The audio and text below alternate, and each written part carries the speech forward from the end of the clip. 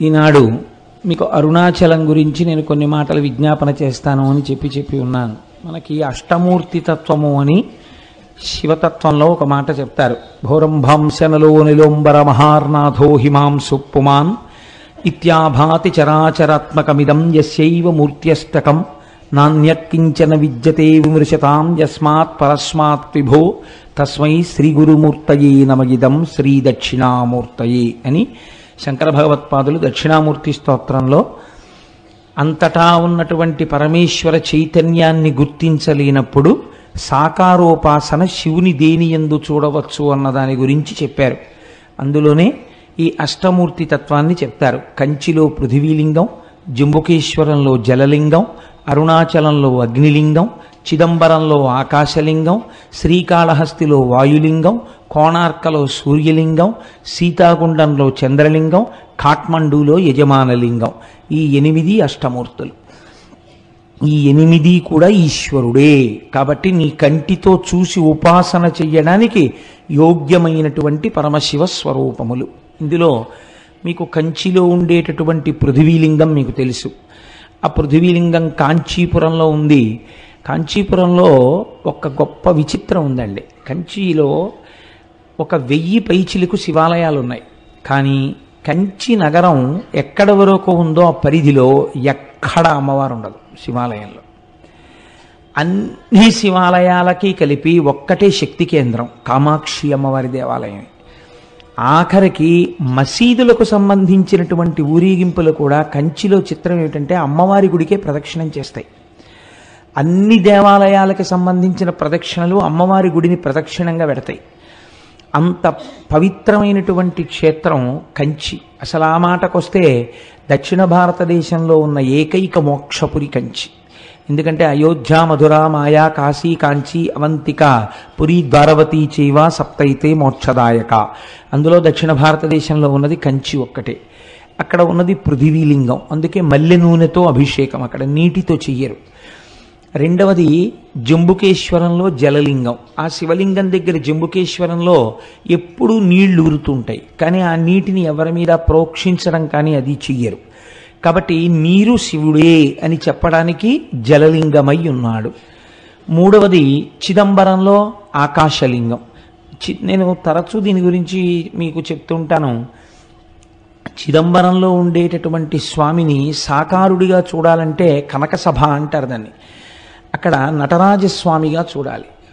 ఒకచో ఒక గమ్మత్తైన విషయం చెప్తారు. నటరాజస్వామి వారికి కాళికాదేవికి పోటీ జరిగింది.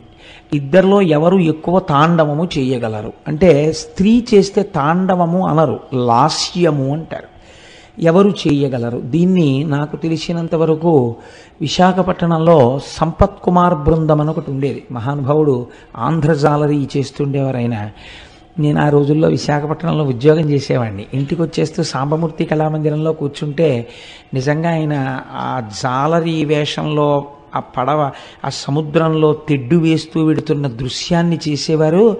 అద్భుతం. మహానుభావుడు ఉమాసంపత్ అని ఆయన భార్య గారు ఉండేవారు. వాళ్ళిద్దరూ ఇది చేస్తుండేవారు. ఈ తాండవము, లాస్యము ప్రదోష వేళలో నిజంగా కైలాస పర్వతం మీద ఉన్నట్టు ఉండేది. అది చేసినప్పుడు శంకరుడు ఎలా నర్తిస్తే కాళిక అలా నర్తించింది. అసలు ఇద్దరిలో ఎవరు నటరాజని పిలవాలి అన్న విషయం తేలలేదు. ఈ స్థితికి వెళ్ళిపోయిన స్థితిలో శంకరుడు ఏం చేశాడంటే, ఇంకా అక్కడే పళ్ళెంలో ఉన్న కుంకుమనందు తన బొటనవేలిని ముంచి ఎత్తి కాళికాదేవి యొక్క లలాటమునందు బొట్టు పెట్టాడు అని ఒకచో నేను చదివిన విషయం మీకు ప్రస్తావన చేస్తున్నాను. కానీ స్త్రీ పురుషుడి ముందు అంత పైకి కాలెత్తి లలాటమును తాకదు. కనుక సిగ్గుపడి కాళికాదేవి నిలబడిపోయింది. ఇప్పుడు నటరాజమూర్తిగా శంకరుడికి అభిషేకం చేశారు. నటరాజమూర్తి అంటే దాని స్థితి వేరు. అసలు సృష్టి స్థితి ప్రళయకర్తగా శివుడు ఉంటే దాన్ని నటరాజస్వామి అంటారు. ప్రతి కదలిక ఆయనదై ఉంటుంది. అటువంటి నటరాజస్వామిగా కనకసభలో ఉంటాడు. అదే స్వామి ఆకాశలింగంగా అంతరాలయంలో ఉంటాడు. ఆకాశలింగం అంటే మీరు చిదంబరం వెడితే మీ దగ్గర మారేడు దళాలతో ఉన్నటువంటి మాలలు తీసుకుంటారు, తీసుకెళ్ళి ఓ గోడ మీద వేస్తారు. వేస్తే పాపం కొంచెం తెలియని వాళ్ళు ఏం చేస్తారంటే, శివలింగం ఎక్కడండి, శివలింగం ఎక్కడండి అని ఇలా ఇలా చూస్తూ ఉంటారు. చూస్తుంటే ఆఖరికి వాళ్ళు ఇంకా పదండి అయిపోయింది పూజ అంటారు. అయిపోయింది పూజ అంటే అసలు శివలింగమే కనపడలేదు, ఇంత దూరం వచ్చిన వాళ్ళు బెంగెట్టుకుని అసలు శివలింగం ఏదండి అంటారు. అంటే వాళ్ళు ఇదే శివలింగం అని గోడ చూపిస్తారు. ఇదేమిటి ఇది శివలింగం ఏమిటి అనుకుని వెళ్ళిపోతే అక్కడ ఉన్న వాళ్ళు అంటారు, అర్థం కాకపోతే అది చిదంబర రహస్యం అంటే. చిదంబర రహస్యం అంటే ఏమిటంటే ఆకాశము అంటే అంతటా వ్యాప్తి చెందినది. అంతటా ఉన్న శివుణ్ణి ఎక్కడున్నాడని మళ్ళీ ప్రత్యేకం మీరు చూపిస్తారు. అందుకని అక్కడ ఏం ఉండదు, గోడ ఉంటుంది, దానికే పూజ అంతే. అంతటా ఉన్నాడు, అది లోపల తెలుసుకుని పూజ చేయడం. కాబట్టి చిదంబరం ఆకాశలింగం, శ్రీకాళహస్తి వాయులింగం. మీకు తెలుసు అక్కడ 2 జ్యోతులు వెలుగుతుంటాయి ఎప్పుడు. మనకి సైన్స్లో ఏమిటంటే ఆక్సిజన్ లేకపోతే దీపం నిధనం అయిపోతుంది అని. అందుకని విదేశీయులకి ఎంతసేపు కూడా మనకి ఉన్నటువంటి ఆరాధనా విధానాన్ని వాళ్ళు హేతువుని చూడడానికి ప్రయత్నించేవారు. కాబట్టి విదేశీ పరిపాలనలో ఏం చేశారంటే శ్రీకాళహస్తిలోకి గాలి రాకుండా దేవాలయాన్ని మూసేశారు. ఆక్సిజన్ అయిపోతుంది కదా, అప్పుడు ఈ దీపాలు ఏమవుతాయో చూద్దామని. ఎన్ని రోజులైనా ఆ దీపాలు అలా వెలుగుతూనే ఉన్నాయి. గాలిలో ఆక్సిజన్ అయిపోయినట్టుగా అక్కడ ఉన్నటువంటి పరికరములు చూపిస్తున్నాయి, కానీ దీపాలు మాత్రం వెలుగుతున్నాయి. ఏ గాలి లేకపోయినా 2 దీపాలు గాలి కొట్టుకుంటున్నట్టు ఇలా కొట్టుకుంటుంటాయి ఇప్పటికీ. అలా వాయురూపుడైనటువంటి పరమాత్మ శివుడే అని చూపించడం కోసమే శ్రీకాళహస్తిలో వాయులింగం. అందుకే ప్రాణము ఉన్నది, ప్రాణము పోయినది అంటే భవతి, వీడున్నాడు అనడానికి ఏమిటి గుర్తు? ఊపిరి. ఆ ఊపిరి ఆగిపోయింది అనుకోండి, శవం వెళ్ళిపోయినాడు, అమంగళ స్వరూపం అయిపోయింది అంటాం. అందుకే శ్రీకాళహస్తిలో శివలింగం పశ్చిమాన్ని తిరుగుతుంది. అక్కడ పశ్చిమాన్ని తిరిగితే గుర్తు ఏమిటంటే పశ్చిమం సూర్యాస్తమయం. శ్రీకాళహస్తి వెళ్ళి నమస్కారం చేసినటువంటి వాడికి ఆఖరి ఊపిరి నడుస్తుండగా ఈశ్వరుడే ఆ ఊపిరిని భగవత్ సంబంధమైన నామముగా మార్చి వీడు చిట్ట చివరి ఊపిరిలో ఈశ్వరనామం చెప్పాడు కాబట్టి వీడిని నా పాదాల దగ్గర పెట్టుకుంటున్నానని తాను తీసుకుంటాడు. కాబట్టి పశ్చిమానికి తిరిగి శ్రీకాళహస్తిలో ఉంటాడు.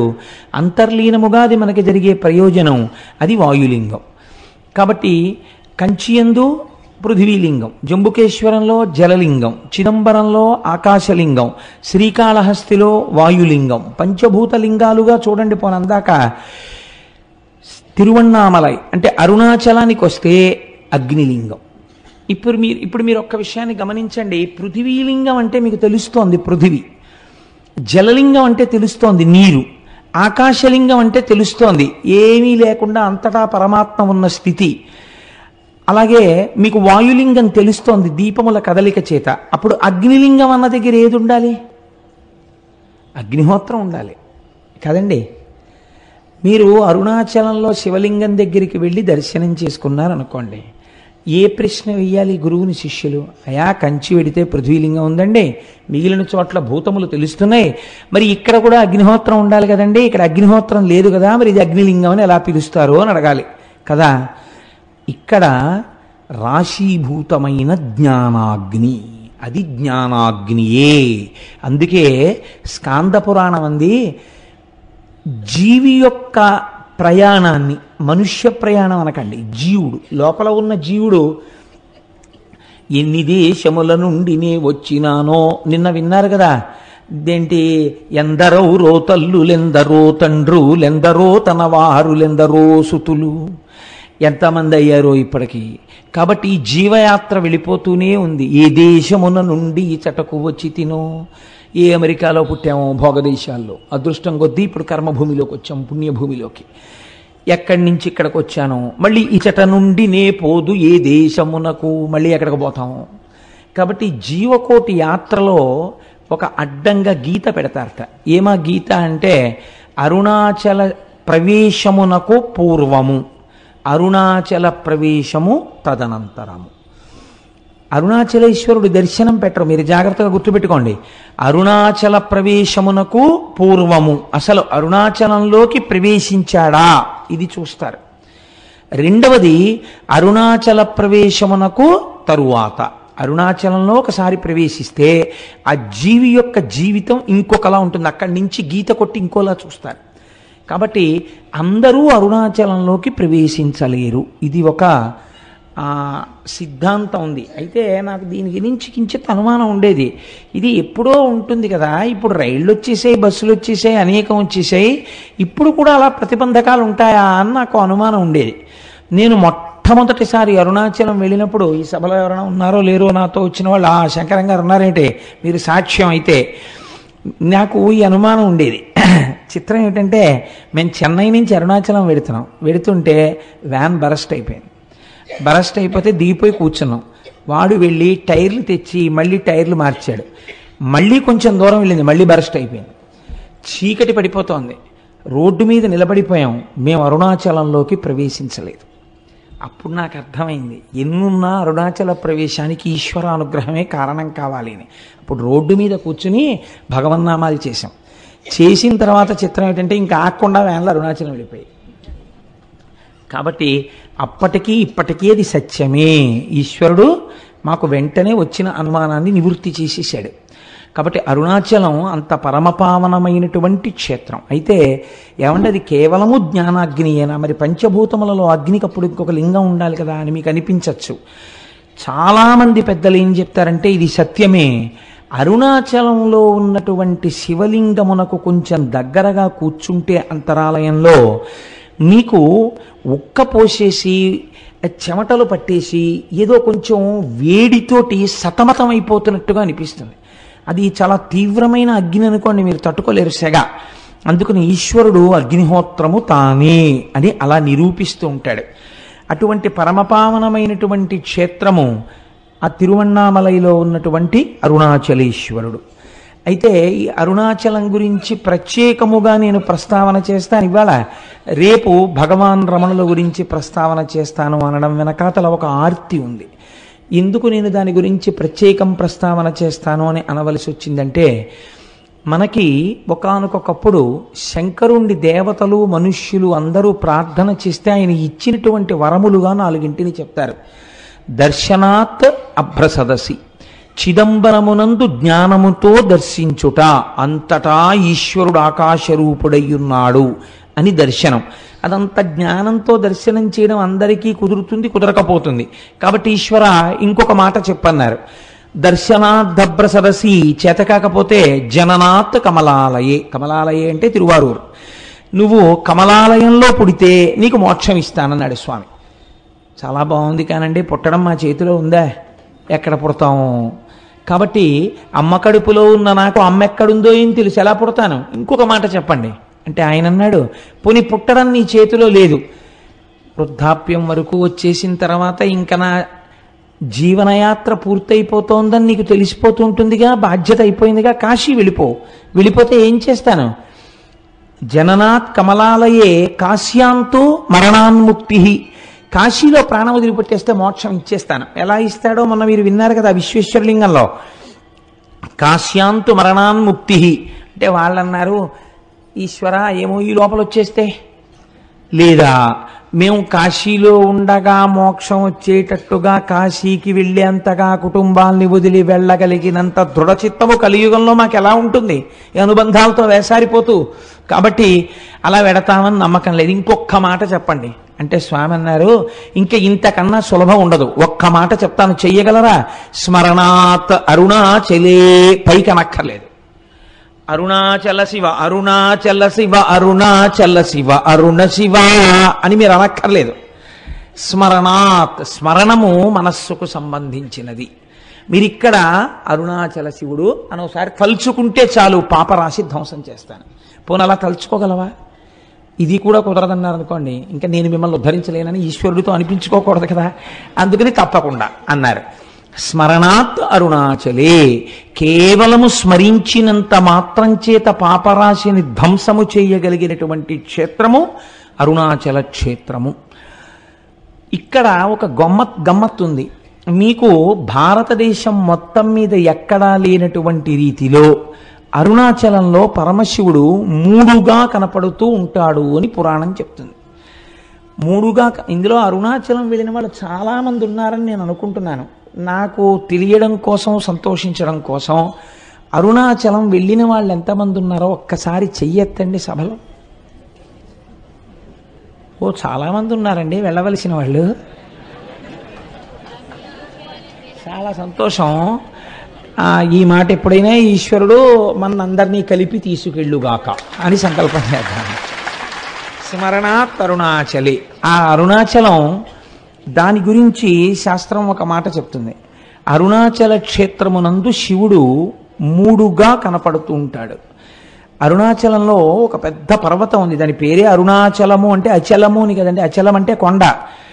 ఒక పెద్ద కొండ ఉంది, దానికి ప్రదక్షిణం చేయాలంటే 14 కిలోమీటర్లు నడవాల్సి ఉంటుంది. ఆ కొండ శివుడే, కొండయే శివుడు అక్కడ. అందుకే మీరు చూస్తే ఒక చిత్రమైన బోర్డులు కనపడుతుంటాయి.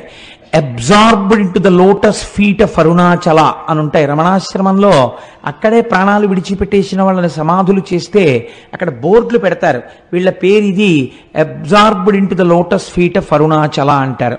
అరుణాచల పాదములు అని పిలుస్తారు ఆ కొండ కింద ఉన్నటువంటి భాగాన్ని.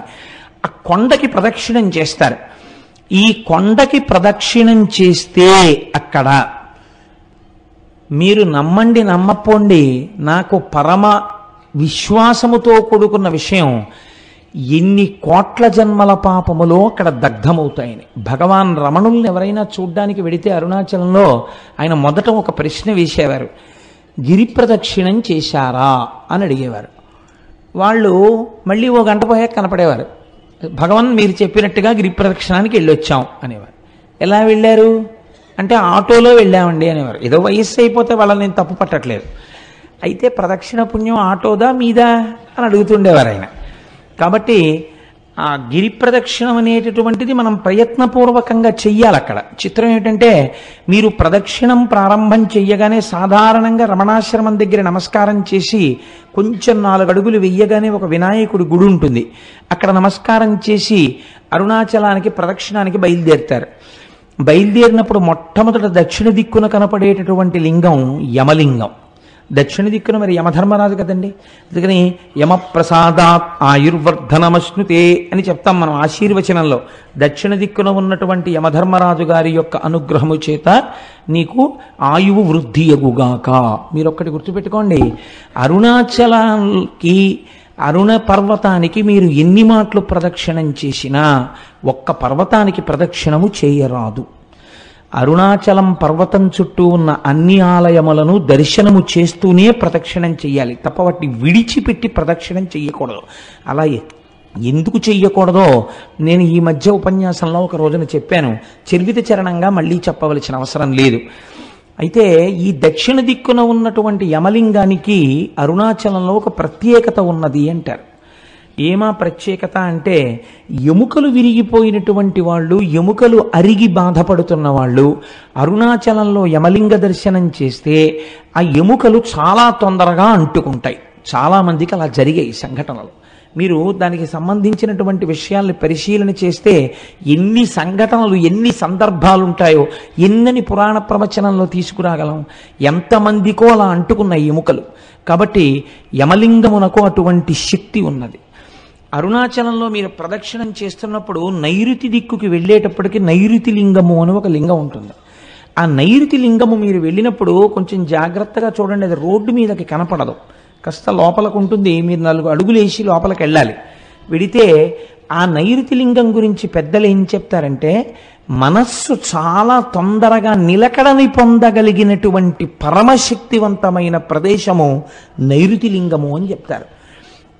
నైరుతి లింగం దగ్గర కూర్చుని కాసేపు ధ్యానం చేసుకోవడం, నైరుతి లింగం దగ్గర కూర్చుని ఒక శ్లోకమో, ఒక పద్యమో, ఒక శివ సందర్భమో చెప్పుకోవాలి. నేను ఎప్పుడు అరుణాచలం వెళ్ళినా నాతో పాటు ఎవరో భక్తులు ఏదో పాపం వీడితో ఏదో చెప్తాడని ఆశ, నాకేం తెలుసు కనుక వస్తూ ఉంటారు. వస్తే తప్పకుండా నైరుతి లింగం దగ్గర కూర్చుని ఏదో ఒకటి చెప్పి బయలుదేరుతుంటాం. మొన్న వెళ్ళినప్పుడు కూడా మేము అలాగే చేసాం ప్రదక్షిణ. కాబట్టి ఆ నైరుతి లింగం దగ్గరే కావ్యకంఠ గణపతి ముని తపస్సు చేశారు. తపస్సు చేసినప్పుడు ఒక ఆశ్చర్యకరమైన సంఘటన జరిగింది. వారు తపస్సుకు కూర్చునే ముందు వారు ఒక నిర్ణయం తీసుకుని నైరుతి లింగానికి చెప్పారు, ఈశ్వర, నా తపస్సు సిద్ధించే వరకు నేను ఈ ప్రదేశమును విడిచిపెట్టి వెళ్ళను అని. ఒక చిన్న గదిలా ఉంటుంది ఆ లింగానికి ముందు, అందులో ఒక గుడ్డల మూట ఒకటి ఉండేది. ఆయన ఆ గదిలో కూర్చుని రాత్రి 11:30-12 వరకు తపస్సు చేసేవారు. చేసి ఒక్క గ్లాసుడు పాలు అక్కడ ఎవరైనా పెడితే ఆ పాలు తాగి పడుకునేవారు అక్కడే. మళ్ళీ తెల్లవారకట్ట లేచి ఆ బాహ్యాంతర శౌచములు సిద్ధింప చేసుకుని మళ్ళీ తపస్సు కూర్చునేవారు. కావ్యకంఠులు అలా తపస్సు చేస్తుండగా ఒక ఆశ్చర్యకరమైన సంఘటన జరిగింది. అరుణాచలేశ్వరుడి యొక్క రథం అరుణగిరికి ప్రదక్షిణంగా వెడుతోంది, దేవాలయానికి ప్రదక్షిణంగా వెడుతోంది. వెడుతున్నప్పుడు ఒక అన్న సంతర్పణ చేసేటటువంటి ఒక సత్రవుకి ఒక వేద పాఠశాలకి మధ్యలో పరమ నునుపైన నేల మీద ఆ రథం ఆగిపోయింది. అలా 9 రోజులు వెళ్ళాలి ఆ రథం. అది 6వ రోజున ఆగిపోయింది. ఆగిపోతే రాత్రి 12 గంటల వరకు తోశారు. తిరువణ్ణామలైలో ఉన్న జనాభా అందరూ పట్టుకులాగారు రథాన్ని. అంగుళం కూడా రథం కదలలేదు. ఏం చెయ్యాలో అర్థం కాలేదు. లాగి లాగి లాగి లాగి అర్చకులు కూడా విసిగిపోయి ఎన్ని క్షమార్పణలు చెప్పాలో అన్ని చెప్పారు. కదల్లా రథం. రథం మీద మూర్తులను అలాగే వదిలిపెట్టేసి ఒక 10 మందిని కాపలా పెట్టి రేపటి రోజు ఉదయం వచ్చి మళ్ళీ రథం లాగుతాం స్వామి, మమ్మల్ని మన్నించు అని చెప్పి ఎవరిళ్ళక వాళ్ళు వెళ్ళిపోయారు అర్చకులు కూడా. ఇది యథార్థముగా కావ్యకంఠ గణపతి ముని అంటే ఈ మధ్య వారి జీవితంలో జరిగిన సంఘటన. రాత్రి 12 గంటలకి కావ్యకంఠ గణపతి ముని పడుకున్నారు. పడుకుంటే అరుణాచలేశ్వరుడికి అర్చకత్వం చేసే ప్రధాన అర్చకుడు ఆయనకి స్వప్నంలో దర్శనమిచ్చాడు. ఇచ్చి ఈశ్వరాజ్ఞ చేత రథం ఆగిపోయింది, ఈశ్వరుడు ఏం కోరుకుంటున్నాడంటే మీ యొక్క తపస్సుని లోకమునకు తెలియచెయ్యాలనుకుంటున్నాడు, మీ వాక్కు యొక్క ప్రామాణ్యము తెలియచెయ్యాలనుకుంటున్నాడు. అది అసలు రహస్యం. కనుక మీరు వచ్చి చెయ్యేస్తే తప్ప అరుణాచలేశ్వరుడి రథము నడవదు. కాబట్టి ఉత్తర క్షణం మీరు గుడి విడిచిపెట్టి రండి అని వినపడింది. వినపడితే ఆయన గభాలను లేచి ఇది స్వప్నంలా అనిపించట్లేదు, యథార్థంగా జరిగినట్టుందని చూస్తే చిమ్మ చీకటి. ఏం చెయ్యాలి అని ఆలోచించి ఇది నిజమేనా అని ఆయన ఆలోచిస్తున్నారు. 2 చెవులలోకి మాటలు వినపడ్డాయి, ఇది యథార్థము, నువ్వు వెంటనే బయలుదేరి రథం దగ్గరికి వెళ్ళు అని. ఆయన వెంటనే గుడి తలుపులు వెయ్యడం కూడా మరిచిపోయి, రాత్రిళ్ళు తలుపులు వేస్తారు కానీ మీకు శివలింగ దర్శనం అవుతూ ఉంటుంది అరుణాచలంలో, తలుపులు దగ్గరకి వేసి ఆయన గబగబా ఆ తేరు ఆగిపోయిన ప్రదేశానికి వెళ్ళారు. వెడితే రథం అక్కడ నిలబడిపోయింది, చుట్టూ 10 మంది ఉన్నారు.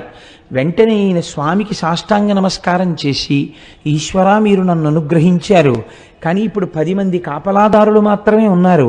ఇప్పుడు ఒకవేళ రథం కదిలినా ఆలయం లోపలికి వెళ్ళడం కష్టం.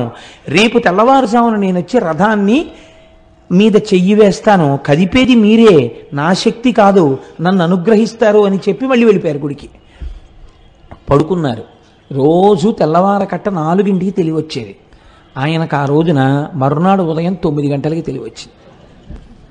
అప్పటికి తెల్లవారకట్ట వచ్చేసి అక్కడ ఉన్న వాళ్ళందరూ ఈ రథాన్ని లాగేటటువంటి ప్రయత్నం చేస్తున్నారు, కదలటం లేదు. 12 అయ్యేటప్పటికి ఎట్టి పరిస్థితులలోనూ గుడి లోపలికి వెళ్ళిపోవాలి. వెళ్ళిపోయి మహానైవేద్యమై మళ్ళీ మరునాటి పరిక్రమణం మొదలైపోవాలి. అలా వెళ్ళకపోతే భారీ ఎత్తున ప్రాయశ్చిత్తాలు చెయ్యాలి. ఆలయంలో ఉన్నటువంటి అధికారుల నుంచి అర్చకుల వరకు గడగడ వణికిపోతున్నారు. ఇలా వణికిపోతున్న సమయంలో గబగబా సంధ్యావందనాదులు పూర్తి చేసుకుని కావ్యకంఠ గణపతి ముని తనకున్న బట్టల మూట ఒకటి పట్టుకుని వెళ్ళి వేద పాఠశాలలో దాన్ని అప్పజెప్పి ఆ రథం దగ్గరికి వెళ్ళి, అయ్యా నాకు చోటివ్వండి, ఈశ్వరుడు పిలిస్తే వచ్చాను అనేటప్పటికి అందరూ ఆయనకి చోటు ఇచ్చారు. ఆయన 2 మోకుల మధ్యలోకి వెళ్ళి సాష్టాంగ నమస్కారం చేసి, అరుణాచలేశ్వర నువ్వు పిలిస్తే నేను వచ్చాను, నువ్వు చెప్పిన మాట నిలబెట్టు అని కుడి చెయ్యి వేసి, ఇలా ఉంటారు కావ్యకంఠ గణపతి ముని, కుడి చెయ్యి వేసి ఇలా అన్నారు. అంతే. చాలా మంది కలిపి తేలిక వాహనాన్ని లాగేస్తే ఒక్కసారి ఎలా దూకుతుందో, అలవాట్లేనివాడు ఫస్ట్ గేర్ వేసేసి యాక్సిలేటర్ వదిలేస్తే బండి ఎలా దూకుతుందో అలా ఒక దూకింది అరుణాచలం రథం. దూకి గుళ్ళోకి వెళ్ళిపోయింది. వెంటనే ఎవరు రాయి బక్కబాపడు, ఎవరింతటి మహాత్ముడు, ఈయన్ని ఎలాగైనా పట్టుకోవాలనుకుని చూశారు. చిత్రం ఏమిటంటే మహాత్ములైనటువంటి వారు గుర్తింపుల కోసం వెంపర్లాడరు. వాళ్ళు చూసేటప్పటికే సందులు గొంతుల్లో పడైన వెళ్ళిపోయారు. ఎవ్వరికీ కనపడలేదు. అరుణాచలేశ్వరుడు కావ్యకంఠ గణపతి ముని యొక్క తపస్సుకి తొందరగా పలికినటువంటి ప్రదేశం నైరుతి లింగ స్థానం. కాబట్టి ఆ నైరుతి లింగం దగ్గరికి వెళ్ళినప్పుడు మనం ప్రత్యేకించి అరుణాచలేశ్వర నీ అనుగ్రహాన్ని మా యందు ప్రసరించు అని మనం చక్కగా అక్కడ నమస్కారం చేసుకోవాలి. అరుణగిరికి తప్పకుండా ప్రదక్షిణం చెయ్యండి అని అనడం వెనకాతల ఒక కారణం ఉంది. మీరు వెళ్ళేటప్పుడు అన్ని దిక్కుల యందు మీకు ఆ ఆలయాలు కనపడతాయి. చంద్రలింగం, సూర్యలింగం, ఉత్తరాన కుబేరలింగం, ఈశాన్యంలో లింగం, ఆగ్నేయంలో లింగం, అన్ని శివాలయాలు ఉంటాయి. ఉత్తరలింగాన్ని కుబేరలింగం అని పిలుస్తారు. ఉత్తరలింగం దగ్గరికి వెళ్ళి మీరు ప్రార్థన చేశారనుకోండి, ఐశ్వర్య సంపత్తి కలుగుతుంది. మీరు చూడండి, సాధారణంగా మనకి ఆశీర్వచనం చేస్తారు. మీరు ఏదైనా ఒక పెద్ద పూజ కానీ, ఇష్టి కానీ, వ్రతం కానీ పూర్తి చేశారనుకోండి, ఆశీర్వచనం చేసేటప్పుడు ఒక మాట చెప్తారు. ఏదో నైరుతి దిగ్భాగే వరుణో దేవత వరుణ ప్రసాదాత్ పుత్రపౌత్రాభివర్ధనమశ్నుతే. ఆ నైరుతి దిక్కున ఉన్నటువంటి ఏదో పశ్చిమ దిగ్భాగే, పశ్చిమ దిక్కున ఉన్నవాడు వరుణుడు, ఆ వరుణుని యొక్క అనుగ్రహము చేత ఈయనకి పుత్రపౌత్రాభివృద్ధి కలుగుగాక అని. అలాగే మనకి మహన్యాసం చేసేటప్పుడు మనం ఇలా వెనక్కి తిరిగో నమస్కారం, ఇలా ఓ నమస్కారం, ఇలా ఓ నమస్కారం, ఇలా ఓ నమస్కారం అర్చక స్వామి చేస్తుంటారు. ఆయన్ని చూస్తూ ఆయన ఎడి తిరుగుతున్నాడు, అలా మనం ఇలా ఇలా ఇలా తిరుగుతూ ఉంటాం తప్ప మంత్రంతో సమన్వయం మనకి జరగదు లోపల. ఎందుకంటే మనకి సరిగ్గా అర్థం కాదు, అలా అర్థమయ్యేటట్టు చెప్పేవాళ్ళు లేరు. కాబట్టి ఏమైపోతుందంటే ఉట్టినే పాపం అలా అలా తిరుగుతుంటాడు, ఆయన భక్తి అయింది. కానీ మీకు తెలియకుండానే మీరు అరుణగిరికి ప్రదక్షిణం చేసేటప్పుడు అన్ని దిక్కుల నుండి మీరు ఏం కోరుకుంటున్నారో అవి ఈయగలిగినటువంటి దిక్పాలకులకు శాసకుడై ఉన్నటువంటి పరమశివుని యొక్క దర్శనం మీకు అన్ని దిక్కులా కలుగుతుంది. కలగడం వల్ల ఇహమునందు మీకు సమస్త సమృద్ధి కటాక్షింపబడుతుంది. కాబట్టి అరుణాచల లింగానికి, అరుణాచలేశ్వరుడికి, ఆ కొండకి ప్రదక్షిణం చెయ్యడంలో అంత విశేషమైన ప్రాముఖ్యం. కొన్ని చెప్పకపోతే నాకు కడుపుబ్బ తీరదు, అదొక విర్రి నాకు. కాబట్టి చెప్తాను, ఇది కూడా చెప్పాలా అని అనుకోకండి. మనం పశ్చిమ దిక్కుకు వెళ్ళినప్పుడు ఆది అన్నామలై అని ఒక క్షేత్రం ఉంటుంది, ఒక దేవాలయం, శివాలయం ఉంది.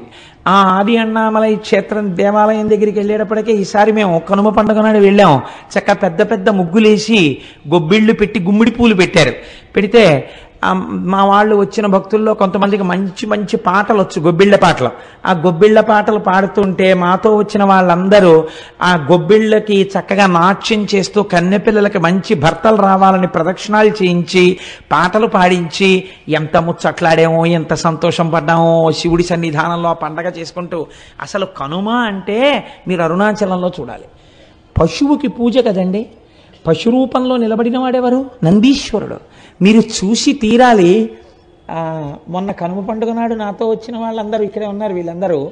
వీళ్ళందరూ అయితే ఎంత పొంగిపోయారంటే, కోటేశ్వరారు ఎలాగో శివమహాపురాణం జరుగుతోంది కదా, మా అచ్చయ్య శాస్త్రి గారు అయితే ఎంత ముచ్చటపడిపోయారంటే, కోటేశ్వరారు నేను పెద్ద నందించి ఏం చేస్తాను, కనుమ నాడు మన అందరం ఇక్కడ చేసినట్టే అలంకారం చేద్దామా అండి అని అడిగారు. మీకు చిత్రం తెలుసా? అరిసెల దండల దగ్గర నుంచి, కజ్జికాయల దండల దగ్గర నుంచి, 5 స్టార్ చాక్లెట్ల దగ్గర నుంచి, కాయగూరల దగ్గర నుంచి, ఏమ్మా పాప్కారం దండల దగ్గర నుంచి నందీశ్వరుడికి అలంకారం చేసేస్తారు. చక్కగా శీకాకాయ రసంతో ఆయనకి అభిషేకం చేసి రుద్రంతో కడిగి, తెల్లవారకట నుంచి ఉంటే అవి కూడా చూడొచ్చు, చక్కగా స్వామికి అభిషేకం చేసి తైలమర్దనం చేసి అలంకారం చేస్తారు. చూసి తీరాలి.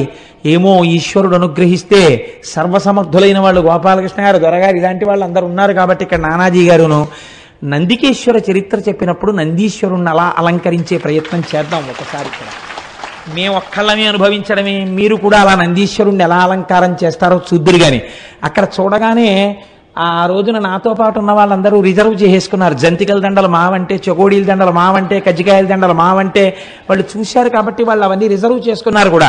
కాబట్టి అన్నమాట ఉత్తినేందుకు పోవాలి, వాళ్ళ అలంకారం కూడా చేస్తారు. నందికేశ్వర చరిత్ర చెప్పిన రోజున వీలైతే బసవయ్యని మనం ఇక్కడ అలా అలంకారం చేసి ప్రదక్షిణం చేసి నమస్కరిద్దాం. కనుక ఏమిటో ఎటు నుంచి ఎటుపోతుందో ప్రసంగం.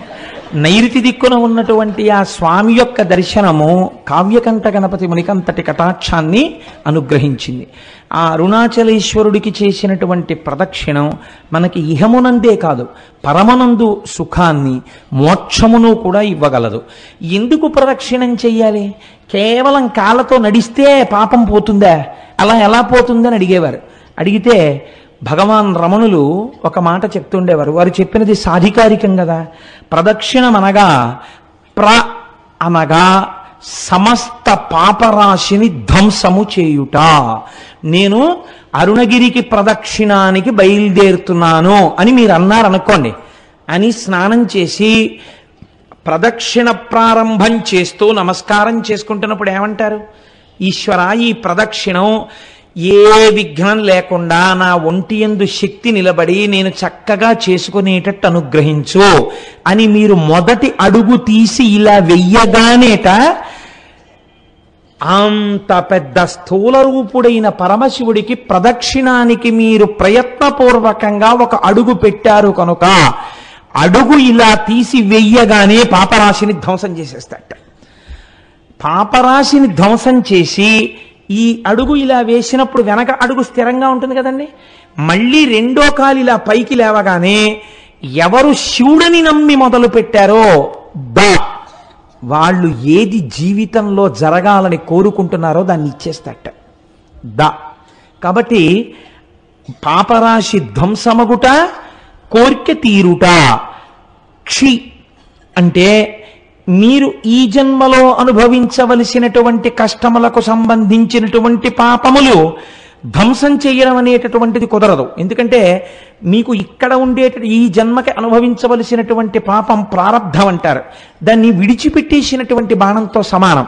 కాబట్టి మీకు ఇప్పటికి ఏర్పడిపోయి ఉన్నటువంటి ఆగామి ఫలితం ఏదుందో దాన్నంతటినీ ధ్వంసం చేసి రాబో జన్మలకి కూడా ఏర్పడవలసినటువంటిది ఈ జన్మలో బ్రహ్మగారి రాత చేత ఏర్పడబోతున్న దాన్ని కూడా ధ్వంసం చేస్తారట. అంటే ఇంకా అలా చేయడం వల్ల అరుణగిరికి ప్రదక్షిణం చేసినటువంటి వాడికి పాపము పుణ్యము ఉండదు కనుక వాడు మోక్షమునకు అధికారి అగుచున్నాడు. కాబట్టి అరుణగిరికి ప్రదక్షిణం చెయ్యడం అనేటటువంటిది అంత పరమపావనమైన విషయం అని, తప్పకుండా గిరి ప్రదక్షిణం చెయ్యాలని మనకి మహానుభావుడైనటువంటి భగవాన్ రమణులు నిర్దేశించిన విషయం, స్కాంద పురాణం నిర్దేశించినటువంటి విషయం. ఇది చిత్రం ఒకటి ఉంది. అరుణాచలంలో 3 యోజనముల దూరము వరకు ఏ విధమైనటువంటి దీక్షకి సంబంధించిన నియమములు లేవు. మీకు శ్రద్ధ అని ఒక వాక్యం ఉంటుంది పురాణంలో. పురాణమే కాదు, మీరు శృతి యందు కూడా శ్రద్ధ అని ఒక మాట వాడతారు. శ్రద్ధ అంటే ఏమిటో తెలుసా అండి?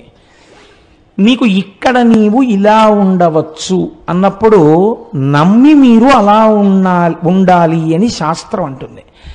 మీరు ఇలా ఉండు అని చెప్పినప్పుడు నేను అలా ఉండను అని మీరు అన్నారనుకోండి, మీ అంత మీరుగా కొన్ని సిద్ధాంతాలని తీశారనుకోండి, అది ఆ క్షేత్రము యొక్క ప్రమాణమును అవమానించుట, చెయ్యకూడదు. అందుకే రమణులంతటి వారు అమ్మగారు నేను ఇక్కడ ఉల్లిపాయలు తిన్నంటే ఈవిడ ఉల్లిపాయ తింటే ఈవిడ మోక్షానికి అడ్డొస్తుందిట అనేవారు. 3 యోజనముల దూరంలో అక్కడ ఏ విధమైనటువంటి దీక్షా నియమములు లేవు. ఇది ఎంతవరకు నిరూపణమైందో తెలుసా అండి? భగవాన్ రమణులు ఒక తెల్లటి గోచి మాత్రమే పెట్టుకునేవారు. వారు గోచి పెట్టుకుని స్కందాశ్రమంలో ఉండగా ఒకానొకప్పుడు శృంగేరి పీఠం నుంచి కొంతమంది పండితులు వచ్చి అయ్యా మీరు వివాహం లేదు, మీకు సంసారం లేదు, మీరు సన్యాసి యొక్క జీవితాన్నే గడుపుతున్నారు, కాబట్టి మీరు కనీసంలో కనీసం పోనీ కాషాయాంబరములను ధరించకపోయినా పెట్టుకున్నటువంటి గోచి తెల్లది కాకుండా కాషాయం రంగు గోచి పెట్టుకుంటే బాగుంటుంది. అందుకే జ్ఞానముతో నిండినటువంటి వారు కాబట్టే సన్యాసి శరీరాన్ని విడిచిపెడితే ఇక దహనం చేయరు. అది జ్ఞానాగ్నితో కూడిన శరీరం కాబట్టి భూస్థాపితం చేస్తారు. కాబట్టి ఇప్పుడు మీరు కాషాయముతో ఉన్న గోచి పెట్టుకోండి అని అడిగారు. అడిగితే భగవాన్ నవ్వి అన్నారు, అలా కాదు, ఈ అరుణాచలం కొండకి 3 యోజనముల వరకు ఏ దీక్షకు సంబంధించిన నియమము లేదు, కాబట్టి తెల్లటి గోచి పెట్టుకున్నా దోషం లేదు అన్నారు. అంటే వాళ్ళన్నారు, మీరు అలా కాదు, కొంచెం ఆలోచించండి, మీరు నడుపుతున్న జీవితానికి తెల్లటి గోచి పెట్టుకోవడం అంత బాగులేదు, కాషాయం గోచి పెట్టుకుంటే బాగుంటుంది అని వారు భోజనానికి కిందకి దిగి వెళ్ళిపోయారు. ఎక్కడ నుంచి వచ్చాడో ఒక పరమ వృద్ధుడు ఒక ఆయన ఒక పుస్తకాల మూట మోసుకొచ్చాడు, రమణుల దగ్గర పెట్టాడు. నేను ఇప్పుడే స్నానం చేసి వస్తాను, ఈ పుస్తకాల మూట చూస్తుండు అని చెప్పి వెళ్ళిపోయాడు.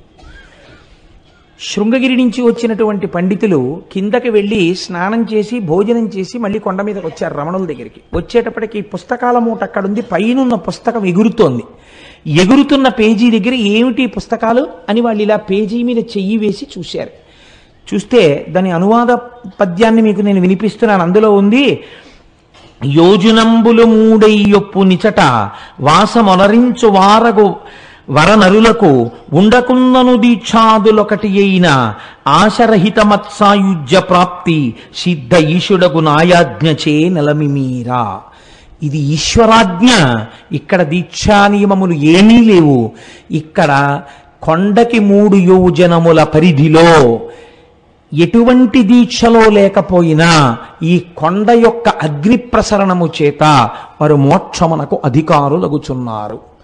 కాబట్టి వాళ్ళది చూసి తెల్లబోయి, ఇప్పటికిప్పుడు ఈ పుస్తకం ఎక్కడి నుంచి వచ్చిందంటే రమణులు అన్నారు, ఏమో ఎవరో వృద్ధులు తెచ్చి అక్కడ పెట్టారు, వారు మీలాగే స్నానం చేసి వస్తానని వెళ్ళారన్నారు. ఆ వృద్ధుడు తిరిగి రాలేదు.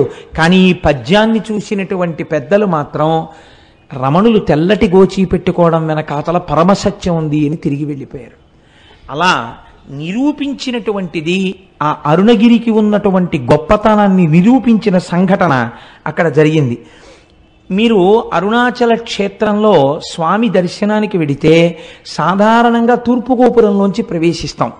తూర్పు గోపురాన్ని శ్రీకృష్ణదేవరాయలు నిర్మాణం చేశారు. మనకి ఎక్కడికి వెళ్ళండి శ్రీకృష్ణదేవరాయల యొక్క ప్రమేయం లేనటువంటి క్షేత్రం ఉండదు.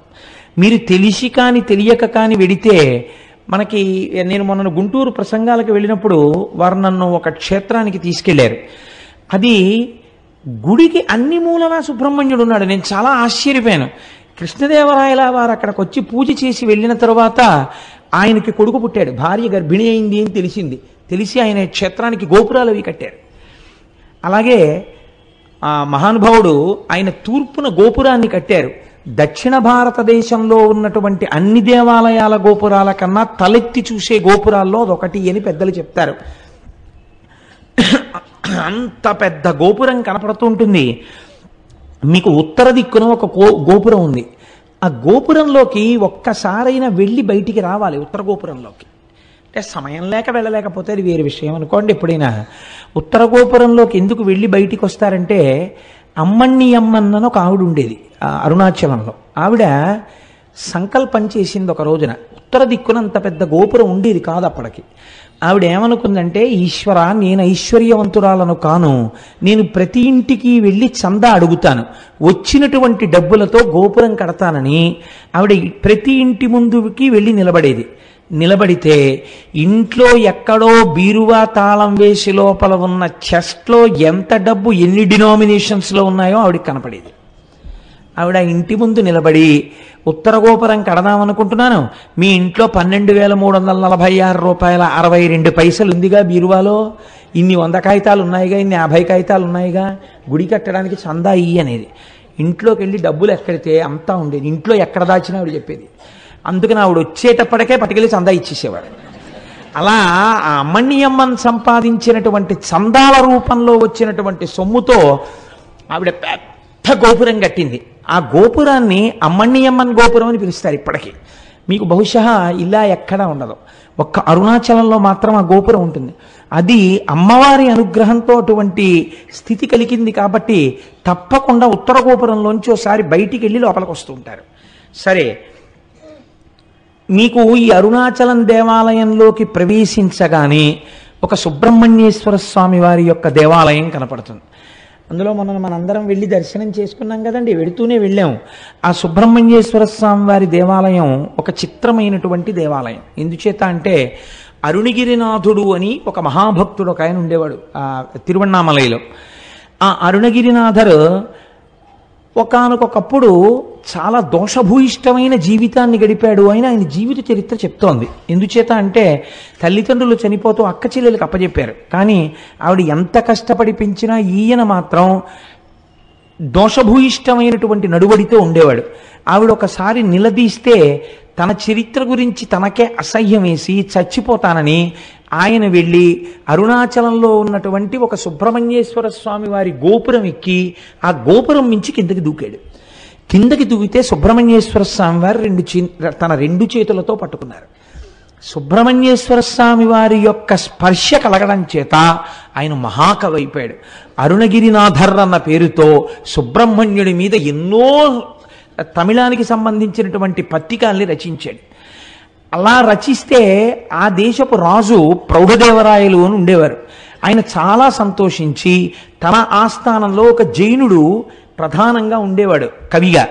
ఆయన్ని సంబంధం అనబడే ఆయన్ని తీసేసి ఈయన్ని ఆస్థాన కవిగా తీసుకున్నాడు. ఈయన పరమభక్తుడై రోజు సుబ్రహ్మణ్యేశ్వర స్వామి వారి దర్శనం చేసి అర్చన చేస్తుండేవాడు. ఈ రాజు ఒక రోజున కోరిక కోరాడు, నాకు సుబ్రహ్మణ్య దర్శనం చేయిస్తావా అని. ఈయన అన్నారు, అరుణగిరినాథర్, సుబ్రహ్మణ్య దర్శనం చేయిస్తాను, కానీ ఆయన తేజస్సుని చూస్తే నీ కళ్ళు మాడిపోతాయి, చూడలేవు అన్నారు. మాడిపోయినా పర్వాలేదు, ఒక్కసారి నాకు ఆయన్ని చూడాలనుంది అన్నాడు. అయితే రా చూపిస్తానన్నారు. సుబ్రహ్మణ్యుడి దేవాలయంలోకి తీసుకెళ్ళి ప్రార్థన చేశారు. ఒక స్తంభంలోంచి సుబ్రహ్మణ్యేశ్వర స్వామి వారి యొక్క మూర్తి దర్శనమైంది. ఇప్పటికీ సుబ్రహ్మణ్యేశ్వర స్వామి ఉత్సవాలన్నీ అక్కడ దీపం పెట్టే ప్రారంభిస్తారు. అమ్మవారికి గాజులు తొడిగే ఉత్సవం కూడా ఆ స్తంభం దగ్గరే చేస్తారు. ఆ స్తంభంలోంచి స్వామి కనపడగానే ప్రౌఢదేవరాయలు చూశాడు, కానీ రెండు కళ్ళు మాడిపోయాయి. అప్పుడు మళ్ళీ అరుణగిరినాథర్ ప్రార్థన చేశాడు సుబ్రహ్మణ్యుణ్ణి, రాజుకి కళ్ళిమ్మని. మళ్ళీ ప్రౌఢదేవరాయల వారికి కళ్ళు వచ్చాయి. రాయలవారు ఈయన పట్ల ఎంతో ప్రేమ పెంచుకుని జీవితం గడుపుతున్నాడు. ఇది నచ్చలేదు సంబంధానికి. ఈయనకి పరకాయ ప్రవేశం అలవాటు ఉండేది అరుణగిరినాథర్కి. ఈయన ప్రతిరోజు వచ్చి రహస్యంగా ఒక మూల తన శరీరాన్ని వదిలిపెట్టి ఒక చిలుకలోకి ప్రవేశించి దూరంగా వెళ్ళి పారిజాత పుష్పాలు తెచ్చి సుబ్రహ్మణ్యేశ్వర స్వామికి ఆరాధన చేసేవారు. సంబంధంకి ఈ విషయం తెలిసింది, శరీరాన్ని విడిచిపెట్టి చిలుకలోకి దూరి వెడుతుంటాడు అని. ఒక రోజున ఈయన చిలుకలోకి వెళ్ళగానే ఈయన శరీరాన్ని కాల్చేశాడు. కాల్చేస్తే ఇంకా ఆయన చిలుక రూపంలో ఉండిపోయాడు. ఇప్పటికీ కిలిగోపురం అని పిలుస్తారు. చిలక రూపంలో ఉంటారు ఆ కిలిగోపురం మీద ఉండి. ఇప్పటికీ ఆయన సుబ్రహ్మణ్యేశ్వర స్వామి వారి మీద పాటలు పాడతారు అని జగత్ప్రసిద్ధి. కాబట్టి అరుణాచలం ఒక గొప్ప సుబ్రహ్మణ్య క్షేత్రం. రమణ మహర్షి కూడా సుబ్రహ్మణ్యేశ్వర స్వామి వారి అవతారమే అని పెద్దలు భావన చేస్తారు. కాబట్టి మనం అటువంటి క్షేత్రాన్ని చూసి కుడివైపుకి వెడితే పాతాళలింగము అని ఒక లింగం ఉంటుంది. అక్కడ మెట్లు దిగి లోపలికి వెడితే, ఇప్పుడు రమణుల యొక్క సమయంలో ఆయన శిష్యురాలు ఒక ఆవిడ 1,00,000 రూపాయలు పెట్టి ఆలయాన్ని మళ్ళీ పునర్నిర్మాణం చేశారు. అక్కడ ఒక యోగి యొక్క సమాధి ఉన్నది. ఆ సమాధి మీదనే పాతాళలింగం ఉంటుంది. దాని వెనకాతల ఒకప్పుడు జనసంచారం ఉండేది కాదుట. అక్కడ కూర్చుని రమణ మహర్షి తపస్సు చేస్తుంటే ఆయన తొడల కింద తేళ్లు జెర్రిలు చేరి కొరికేస్తే నెత్తురు కారిపోయి అట్టలు కట్టేసింది. అప్పుడే శేషాద్రి స్వామి వారు, ఇందులో ఒక బ్రాహ్మణ స్వామి ఉన్నాడు, పైకి తీసుకురమ్మని తీసుకుని వస్తే వాహనశాల వెనకాతల కూర్చుని ఆయన మళ్ళీ తపస్సు చేశారు. తర్వాత ఆ క్షేత్రమునకు సంబంధించిన వృక్షం ఆలయానికి మీరు కొంచెం దక్షిణంగా వెడితే కనపడుతుంది, ఇప్ప చెట్టు. ఆ ఇప్ప చెట్టు కింద కూర్చుని కొన్నాళ్ళు తపస్సు చేశారు. కాబట్టి అటువంటి పరమపావనమైనటువంటి క్షేత్రము, అటువంటి పరమపావనమైన పాతాళ శివలింగం ఉన్నటువంటి గుడి. ఇది దాటగానే మీకు ఒక పెద్ద నంది కనపడుతుంది. అది మొదటి నంది అంటారు. ఆ నందిని చూసే మనం అందరం మొదటే పరవశించిపోయింది. ఆ మొదటి నందిని దాటి మీరు ప్రాకారంలోకి వెళ్ళినట్టయితే ఎదురుకుండా అరుణాచలేశ్వరుడు యొక్క దేవాలయం కనపడుతుంది. 3వ ప్రాకారం దాటగానే అరుణాచలేశ్వరుడు యొక్క శివలింగము చాలా పెద్ద శివలింగముగానే ఉంటుంది. చిత్రం ఏమిటంటే, రమణులకు చాలా భక్తులైనటువంటి వారు కొంతమంది అరుణాచలేశ్వర దర్శనం చేసుకోవడానికి గుళ్ళోకి వెళ్ళినప్పుడు శివలింగము యొక్క స్థానములో గొంతుకు కూర్చున్నటువంటి రమణుల యొక్క దర్శనమైంది చాలామందికి. ఆయనకి అభేదమైనటువంటి స్థితిని చేరుకున్నారు. కాబట్టి అటువంటి అరుణగిరీశ్వరుడు, అయ్యవారికి ఇటువే పక్కన అపీత కుచాంబ అన్న పేరుతో పార్వతీదేవి ఉంటుంది. సుబ్రహ్మణ్యేశ్వర స్వామి వారికి పాలివ్వడం కూడా మానేసి ఒకానొకనాడు కైలాస పర్వతం మీద కూర్చున్నటువంటి పరమశివుడి యొక్క కన్నులు వెనక నుంచొచ్చి పరిహాసానికి మూసిన కారణం చేత లోకమంతా చీకటి అలుముకుంటే, ఎదరా రాక్షస సంహారం అవన్నీ వస్తాయి, అప్పుడు దాన్ని వివరాలు పూర్తిగా విందురు గాని, లోకమంతా చీకటి అలుముకుంటే తద్దోష పరిహారార్థమని అమ్మవారు తపస్సు చేసి పచ్చయ్యమ్మన్న పేరుతో ఆ అరుణగిరి యందు వెలసి ఈశాన్యలింగానికి వెళ్ళేటప్పుడు బస్ స్టాండ్కి వచ్చే రెండో వైపు రోడ్లోకి వస్తున్నప్పుడు పచ్చయ్యమ్మన్న గుడి కనబడుతుంది. అక్కడ ఆ అమ్మవారు లక్ష్మీదేవితో సరస్వతీదేవితో ఇంద్రాణితో ఇతరులతో కలిసి ప్రదక్షిణం చేస్తున్నప్పుడు పశ్చిమ దిక్కుకి వచ్చేసరికి పరమశివుడు తన వామార్ధ భాగములోనికి అమ్మవారిని సుబ్రహ్మణ్యుడికి పాలివ్వడం కూడా మాని నా కోసమని వచ్చిన దానివి కాబట్టి నిన్ను అపితకుచాంబ అని పిలుస్తున్నాను అని ఆ పేరుతో అమ్మవారిని తన శరీరార్థ భాగమునందు స్వీకరించాడు. కాబట్టి అమ్మవారు ఆ పేరుతో అర్చన చేయబడుతుంటుంది. అక్కడ చిత్రం ఏమిటో తెలుసా అండి? కావ్యకంఠ గణపతి ముని ఉమాసహస్రం చెయ్యాలనుకున్నారు. ఉమాసహస్ర రచనకి ముందు ఆయన మొట్టమొదట అరుణాచల ప్రవేశం జరగగానే ఆయనతో వచ్చినటువంటి తమ్ముడు ఒకడున్నాడు. వాడు అన్నయ్యని పట్టుకుని పీక్కు తినేశాడు. ఒరే అన్నయ్య ఆకలేసేస్తోంది, అన్నయ్య ఆకలేసేస్తోంది అని. ఆ రోజు ఏకాదశి తిథి. ఆయన అమ్మవారి గుడికి వెళ్ళారు. కావ్యకంఠ గణపతి ముని అపీతకుచాంబ అమ్మవారి మూర్తి ముందు నిలబడగానే అమ్మవారికి అలంకారం చేయబడినటువంటి పూలన్నీ జల జల జల జల కిందకి రాలిపోయాయి. అమ్మవారి అనుగ్రహం ఏదో నాకు కలిగింది, ఇక్కడే నేను ఏదో మహత్తరమైనటువంటి విషయం నా చేత అమ్మ చేయించబోతోంది అని గణపతి ముని అనుకున్నారు. అప్పటికి వారికి తెలియదు ఏం చెయ్యబోతున్నారో. ఆ తరువాతనే వారు అరుణాచలం గుడిని దర్శనం చేసుకుని బయటికి వెడితే చీకటి పడిపోయింది. అప్పుడు గణపతి నవరాత్రులు జరుగుతున్నాయి. ఏకాదశి తిథి. ఆయన బ్రాహ్మణ వీధిలోకి వెళ్ళి, అమ్మా తమ్ముడు ఆకలితో ఉన్నాడు, ఏ ఇంటిలోనైనా ఇంత అన్నం పెట్టండి అమ్మా ఆకలేస్తోందని అడిగితే ఏ ఇంటిలోనూ అన్నం లేదు. ఆఖరికి పోనీ సద్దన్నం ఉన్నా పెట్టండి అమ్మా అని అడిగారు. ఆయన సద్దన్నం కూడా లేదు అన్నారు. ఇదేమిటి ఇలా తయారైంది అనుకుంటూ ఆయన బాధతో నడుస్తున్నారు, ఏదో శ్లోకం పైకి చదువుకుంటూ. అరుగు మీద పడుకున్నటువంటి ఒక వృద్ధ బ్రాహ్మణుడు లేచి, ఆగు, మా ఆవిడికి ఒక విచిత్రమైన అలవాటు ఉంది. అందరూ ఏకాదశి నాడు ఉపవాసం చేసి ద్వాదశి నాడు పారణ చేస్తే మా ఆవిడ ఏకాదశి నాడు రాత్రి బ్రాహ్మణులకు భోజనం పెట్టుకుని తింటుంది. కాబట్టి బ్రాహ్మణులు దొరక్క చూస్తున్నాను, రా మా ఆవిడ నీకు భోజనం పెడుతుందని లోపలికి తీసుకెళ్లారు. తీసుకెడితే వారు తడిబట్ట కట్టుకుని బట్ట పిండుకుని తడిబట్ట కట్టుకుని మడిబట్ట కోసం లోపలికి వచ్చేటప్పటికి ముగ్గులు వేసి తులసి చెట్టు దగ్గర దీపాలు వెలిగించి ఒక తల్లి మెరిసిపోతూ విజయవాడ కనకదుర్గమ్మలా ఇంత బొట్టు పెట్టుకుని ఎర్రటి చేతులతో షడ్రశోపేతమైన భోజనం పెడితే ఏకాదశని కూడా చూడకుండా ఆ తల్లి యొక్క ఆ వ్రతానికి నేను ఉపయోగపడ్డాను అంతే చాలని మహానుభావుడు కావ్యకంఠ గణపతి ముని తమ్ముడు కడుపు నిండా తిన్న తర్వాత ఆవిడ ఇద్దరికీ తాంబూలం ఇచ్చి, ఇంత రాత్రి ఎక్కడికి పోతారో అరుగు మీద పడుకోండి అంది. ఇద్దరు అరుగు మీద పడుకొని నిద్రపోతే సుష్టుగా భోజనం చేశారేమో, గాఢ నిద్ర పట్టింది. మరునాడు తెల్లవారిపోతుండగా తెలివచ్చింది. ఇద్దరూ నిద్రలేచి ఇద్దరికీ ఒక్కసారి జ్ఞాపకం వచ్చింది, రాత్రి మహాతల్లి అన్నం పెట్టిందని. ఒక్కసారి ఆ అమ్మకి నమస్కారం చేసుకుని వెడదామని చూశారు. వాళ్ళిద్దరూ పడుకున్నది ఒక వినాయకుడి గుడి అరుగు మీద ఉన్నారు. ఇదేమిటి వినాయకుడి గుడి అరుగు మీద ఉన్నామేమిటి? మనం రాత్రి అన్నం తిన్నాం కదా, మనకి పెట్టినట్టు గుర్తు తాంబూలాలు కూడా పక్కన ఉన్నాయి కదా, వినాయకుడి గుడి మీద ఉన్న గుడి అరుగుల మీద ఉన్నామేమిటని ఇద్దరు తెల్లబోయారు. అమ్మవారు అనుగ్రహించింది. చిత్రం ఏమిటో తెలుసా అండి?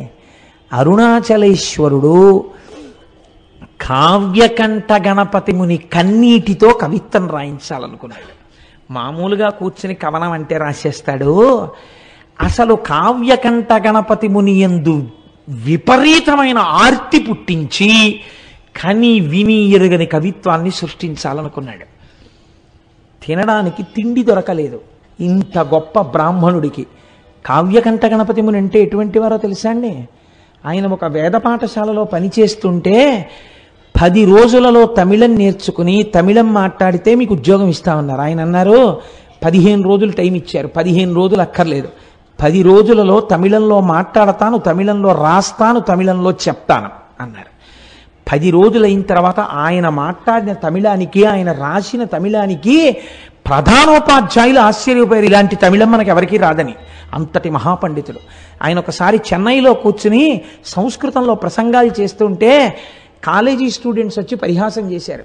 ఈ వెర్రి బ్రాహ్మడికి ఏం తెలుసు, సంస్కృతంలో మాట్లాడతాడు, షేక్స్పియర్ డ్రామాస్ ఎలా ఉంటాయో ఈయనకి ఏం తెలుసు, మ్యాక్బత్ నాటకం ఈయన ఎలా ఉంటుందో అని.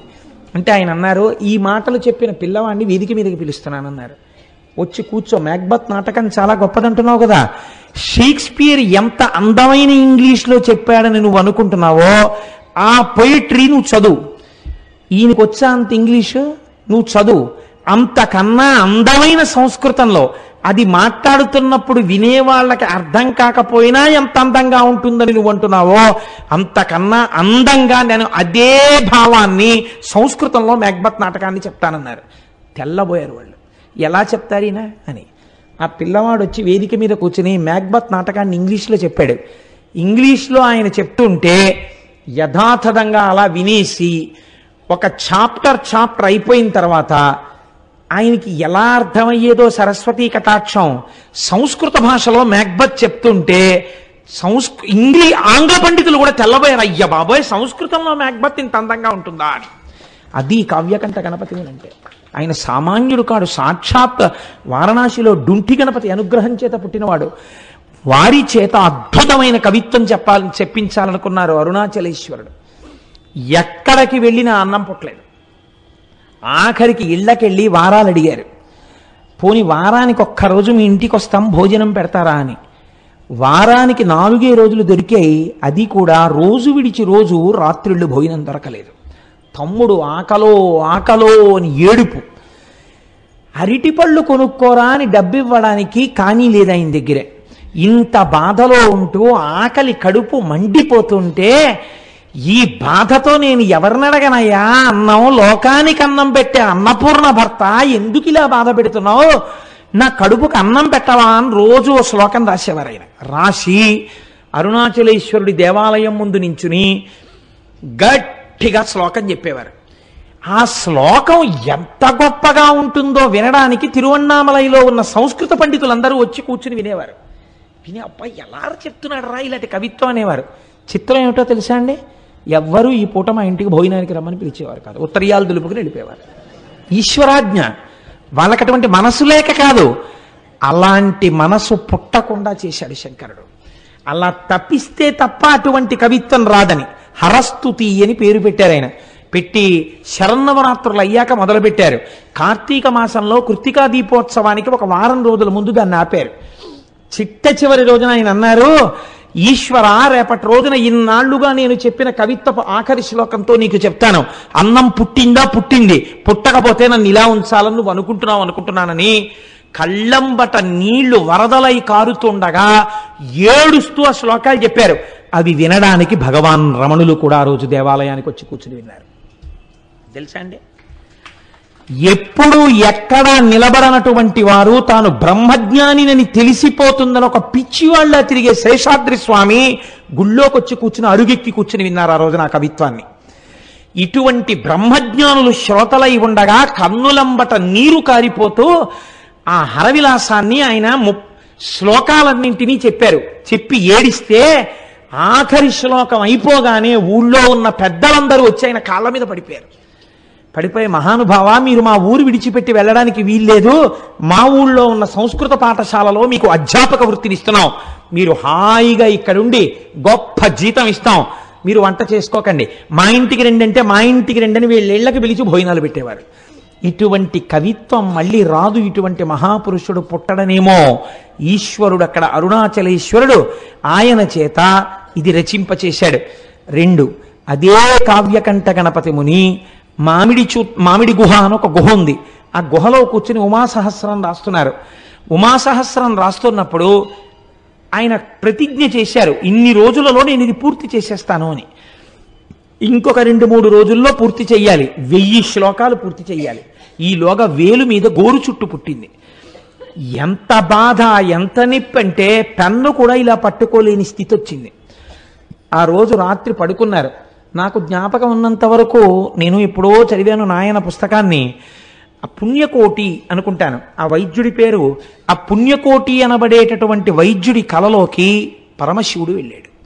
ఓరి నువ్వు పడుకోవడం కాదు, నీ పేరుకు తగిన వాడవు కా, అదిగో అక్కడ అరుణాచలంలో చూత గుహలో ఒక మహానుభావుడు ఉమాసహస్రం రచిద్దామని కూర్చున్నాడు. వేలు మీద గోరు చుట్టు పుట్టింది, శస్త్రచికిత్స చేసి ఆయనకి స్వస్థత కలిగించని చెప్పాడు. వెతుక్కుంటూ డాక్టర్ గారు ఆపరేషన్ ఎక్విప్మెంట్ అంతా పట్టుకుని కొండెక్కాడు. ఎక్కితే అక్కడ కావ్యకంఠ గణపతి ముని కనపడ్డారు గోరు చుట్టుతో. ఆ గోరు చుట్టు ఆపరేట్ చేశారు. ఇవాళ రాత్రి 12 గంటలకి పూర్తవ్వాలి ఉమాసహస్రం. రాత్రి 9 ఎంతో అయింది. భగవాన్ రమణులు వచ్చి గుహలో ఒక అరుగు మీద పడుకున్నారు. మొదలు పెడితే కవనం వెళ్ళిందండి ఆయనకి 1000 శ్లోకాల ఉమాసహస్రం. ఖచ్చితంగా 12 గంటలు అవడానికి కొద్ది నిమిషాల ముందు ఉమాసహస్రం పూర్తయిపోయింది. ఆశువుగా పూర్తయిపోయిన తర్వాత రమణ మహర్షి లేచారు. లేచి రాసుకున్నావా చెప్పిందంతా అన్నారు. ఆయనే అరుణాచలేశ్వరుడై ఈయన చేత పలికించారు. మీరే పలికించారని గణపతి ముని నిర్ధారించారు. అటువంటి అద్భుతమైన సంఘటనలకు ఆలవాలము అరుణాచలము. మనం ఇవాళ చదువుకుంటున్నటువంటి వాటిల్లో చాలా భాగాలు అరుణాచలేశ్వరుడు అపీత కుచాంబ వాళ్ళిద్దరి అనుగ్రహంగా వెలిగించబడ్డవే. ఆ సుబ్రహ్మణ్యేశ్వర స్వామి వారి యొక్క అనుగ్రహంగా వెలిగించబడ్డవే. ఇక్కడే ఒక చిత్రమైనటువంటి విషయాన్ని మీకు విజ్ఞాపన చేస్తాను నేను. వల్లాల గోపురము అని చెప్పి ఒక పెద్ద గోపురం, ఆ లోపలికి వెడుతున్నప్పుడు తూర్పు గోపురాన్ని దాటి వెళుతున్నప్పుడే ఈ కిలి గోపురం అందులోనే ఉంది అని ఈ చిలుక. ఆ రాజు ఈ వల్లాల రాజు గారికి మల్లమాదేవి సల్లమాదేవి అని 2 భార్యలు. వీళ్ళ పేర్లు మారే. కొన్ని పుస్తకాల్లో ఈవిడ పేరుని ఇంకొక పేర్లు కూడా వాడారు. కానీ పేరుతో నిమిత్తం ఏముంది? మనకి కావలసినది విషయము యథార్థమైనది కావాలి. ఎక్కడ చెప్పిన వృత్తాంతం మాత్రం ఇదే చెప్పారు. ఈయనకి బిడ్డలు లేరు. బిడ్డలు కావాలని పరితపిస్తున్నాడు. అరుణాచలేశ్వరుణ్ణి సేవిస్తున్నాడు. అరుణాచలాన్ని తిరువణ్ణామలైని రాజధానిగా చేసుకుని పరిపాలన చేస్తున్నాడు. అటువంటి సమయంలో ఒకరోజు కైలాసం నుంచి పరమశివుడు తన ప్రమదగణాలన్నింటితో కలిసి వచ్చాడు. అందరూ జంగమ వేషాలు వేసుకున్నారు. జంగమలందరూ తిరువణ్ణామలైలో ఉన్నటువంటి కళావంతుల ప్రతి స్త్రీ ఇంటికి వెళ్ళిపోయారు. పరమశివుడుగా ఉన్న జంగమ వెళ్ళడానికి ఒక్క కళావంతుల ఇల్లు, ఒక్క నృత్య కళాకారుని ఉన్న ఇల్లు లేకుండా చేశాడు. రాజు దగ్గరికి వస్తే రాజు జంగమదేవరిని చూసి సంతోషపడిపోయి కాళ్ళ మీద పడ్డాడు. మహానుభావా నీకేం కావాలన్నాడు. నాకొక్క కళావంతుల స్త్రీ కావాలి, నృత్యం చెయ్యాలన్నాడు.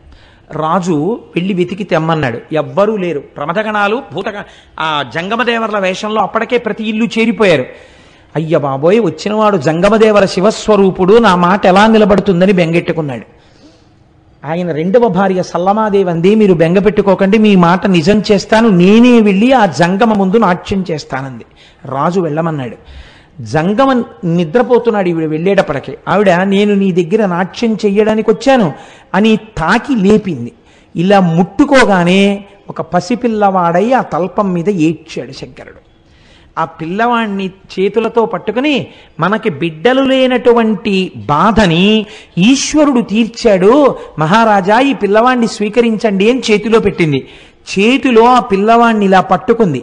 ఇలా పట్టుకునేటప్పటికి ఆ పిల్లవాడు అంతర్ధానం అయిపోయాడు.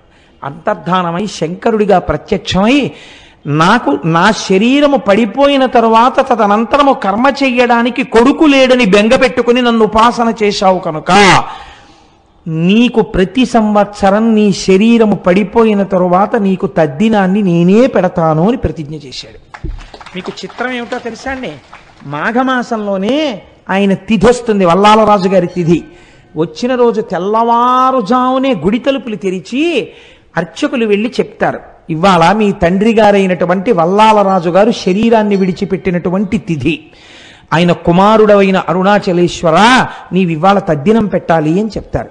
చెప్పి స్వామివారు అమ్మవారు పల్లకి ఎక్కి తద్దినం పెట్టడం కోసమని పల్లికొండ పట్టు అనబడేటటువంటి ఆయన శరీరం అంత్యేష్టి జరిగినటువంటి ప్రదేశానికి పల్లకి వెడుతుంది. వెళ్ళి పీటల మీద అరుణాచలేశ్వరుడు అపీత కుచాంబ కూర్చుని తద్దిన కార్యాన్నంతటినీ వీళ్లే పెడతారు. వీళ్లే పెట్టి స్నానం చేసి మళ్ళీ గుళ్ళోకి ప్రవేశించొచ్చి కూర్చుంటాడు. ఇప్పటికిట 600 సంవత్సరాలైందిట. 600 సంవత్సరాలుగా వల్లాల మహారాజు గారికి తద్దినం అరుణాచలేశ్వరుడే పెడుతున్నాడు. ఎంతటి కారుణ్యమూర్తో చూడండి. ఎక్కడైనా విన్నామా మనం ఇటువంటి సంఘటన? ఇది అరుణాచలం అంటే. అరుణాచలం వెళ్ళి అడగని వాడిది పాపం తప్ప, అరుణాచలం వెళ్ళినటువంటి వాడికి, అరుణాచలం వెళ్ళి ప్రార్థించిన వాడికి ఇక్కడండి చాలా మంది సిద్ధ పురుషులు ఈ కొండల్లో తపస్సు చేస్తూ ఉంటారు. వాళ్ళు ఒక్కొక్కసారి రాత్రి వేళ కొండ దిగుతారు అన్నారు. నేను లోపల అనుకున్నాను, నిజంగా అలా సిద్ధపురుషులు వస్తుంటారా అనుకున్నాను. ఒక ఆయన అప్పుడే అంత డొంకల్లోంచి వస్తున్నారు. వస్తుంటే ఈయన గభాలను ఆపి వస్తున్నారా అని ఆయనతో ఏదో మాట్లాడారు. నేను తెల్లబోయిన సన్నివేశం మీకు చెప్తున్నాను. గోళ్ళు ఇలా తిరిగిపోయి ఉన్నాయి. అంటే ఎన్నేళ్ల నుంచి జరుగుతోందో ఆ తపస్సు అయింది. ఆయన బహుశా మాకు దర్శనం ఇవ్వడానికే కిందకొచ్చి ఉండి ఉండవచ్చు. మీకు నేను ఒక పరమ సత్యాన్ని ఇవాళ చెప్తున్నాను, మీరు నన్ను నమ్మండి, నేను అబద్ధం చెప్పట్లేదు. ఆయన నన్ను అడిగారు, పక్కకి తీసుకెళ్లి గిరి ప్రదక్షిణం చేస్తుంటే మీకు రమణులు అంటే ఎందుకు ఇంత ఇష్టం అని అడిగారు. అడిగితే ఏదో పుస్తకాల్లో చదువుకున్న 4 మాటలు తప్ప నాకేం తెలుసు కనుక ఆ రమణులు అంతటి వారండి, రమణులు ఇంతటి వారండి, నేను చదువుకున్నవేవో చెప్పా. ఆయన అన్నారు, మీరు చెప్పినట్టు రమణుడు గొప్పవాడు కాడు. రమణుడు దొంగ, రమణుడు స్వార్థపరుడు. లేకపోతే రమణుడి కోసం కొన్ని వేల మంది వచ్చారు అరుణాచలం. ఎవరికి ఇచ్చాడు మోక్షం? వాళ్ళ అమ్మగారికి ఇచ్చాడు. వాళ్ళ అమ్మగారికి మోక్షం ఇవ్వడం గొప్ప, స్వార్థం కాదా అంటే నేనన్నాను, లేదండి ఆయనతో పాటే ఉన్న ఇంకొక ఆయనకు కూడా ఇవ్వబోయారు, ఆయన జీవుడేమో జారిపోయాడు, ఇవ్వలేకపోయారు అన్నాను. అంటే ఆయన అన్నారు, అది కాదు, రమణులు వాళ్ళ తల్లి గారికి మోక్షం ఇవ్వడాన్ని మీరు సమర్థించడానికి మీకు ఏమన్నా ఆధారం ఉందా అన్నారు నా దగ్గర. ఏమిట్రా ఇంత భక్తితో మనం వస్తే ఈయన ఇంత గడ్డు ప్రశ్న వేశాడు, ఈ కోణంలో నేను అసలు ఎప్పుడూ ఆలోచన చేయలేదు, ఏంటి ఇలా అడిగారు చిత్రంగాను అని నేను చాలా ప్రయత్నం చేద్దాం అనుకున్నాను. కానీ నాకే నచ్చలేదు ఎలా సమర్థించాలో. అలా కాసేపు నడిచాం, ఒక 10 నిమిషాలు మౌనంగా. ఆయన అన్నారు, చూశారా మీకు దొరకలేదు కారణం, అమ్మకి ఎందుకు మోక్షం ఇచ్చారో మీకు తెలియలేదే అన్నారు. అంటే ఏవో మీరు చెప్తున్న కోణంలో మాత్రం నాకు తగిన సమాధానం దొరకట్లేదు అన్నాను. అంటూ నేను అన్నాను అలా ఆయనతో వెడుతూ, ఒకానొకప్పుడు 1950లో ఆయన శరీరం విడిచిపెట్టక ముందు ఇలా తిరుగుతున్నప్పుడు ఆయనతో పాటు వెళ్ళిన వాళ్ళు ధన్యులు, వాళ్ళు ఎంత గొప్పగా ఆయనతో పాటు కలిసి వెళ్ళుంటారో, ఆయన కొండ దిగుతున్నప్పుడు చూస్తూ ఉండుంటారో అన్నాను. అలా మీకు చూడాలనుందా అన్నారు ఆయన. ఇది రెండో ప్రశ్న. అంటే నాకు ఈ ప్రశ్నకి కించిత్ కోపం వచ్చింది. నేను అన్నాను, అలా చూడాలంటే జరుగుతుందా అండి, ఇప్పుడు కనపడతారా రమణులు, ఆ ప్రశ్న ఏమిటి అన్నాను.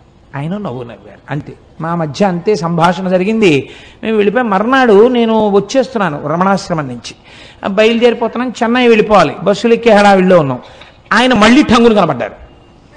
కనపడి ఓ చేతి సంచి ఒకటి ఇస్తూ ఉంటారు రమణాశ్రమంలో పుస్తకాలు కొనుక్కున్నప్పుడు. ఆయన ప్రత్యేకం ఓ పుస్తకం ఒక క్యాసెట్ తెచ్చి, ఇవి నేను మీకు బహూకరిస్తున్నాను కోటేశ్వరరావు అని ఇచ్చారు.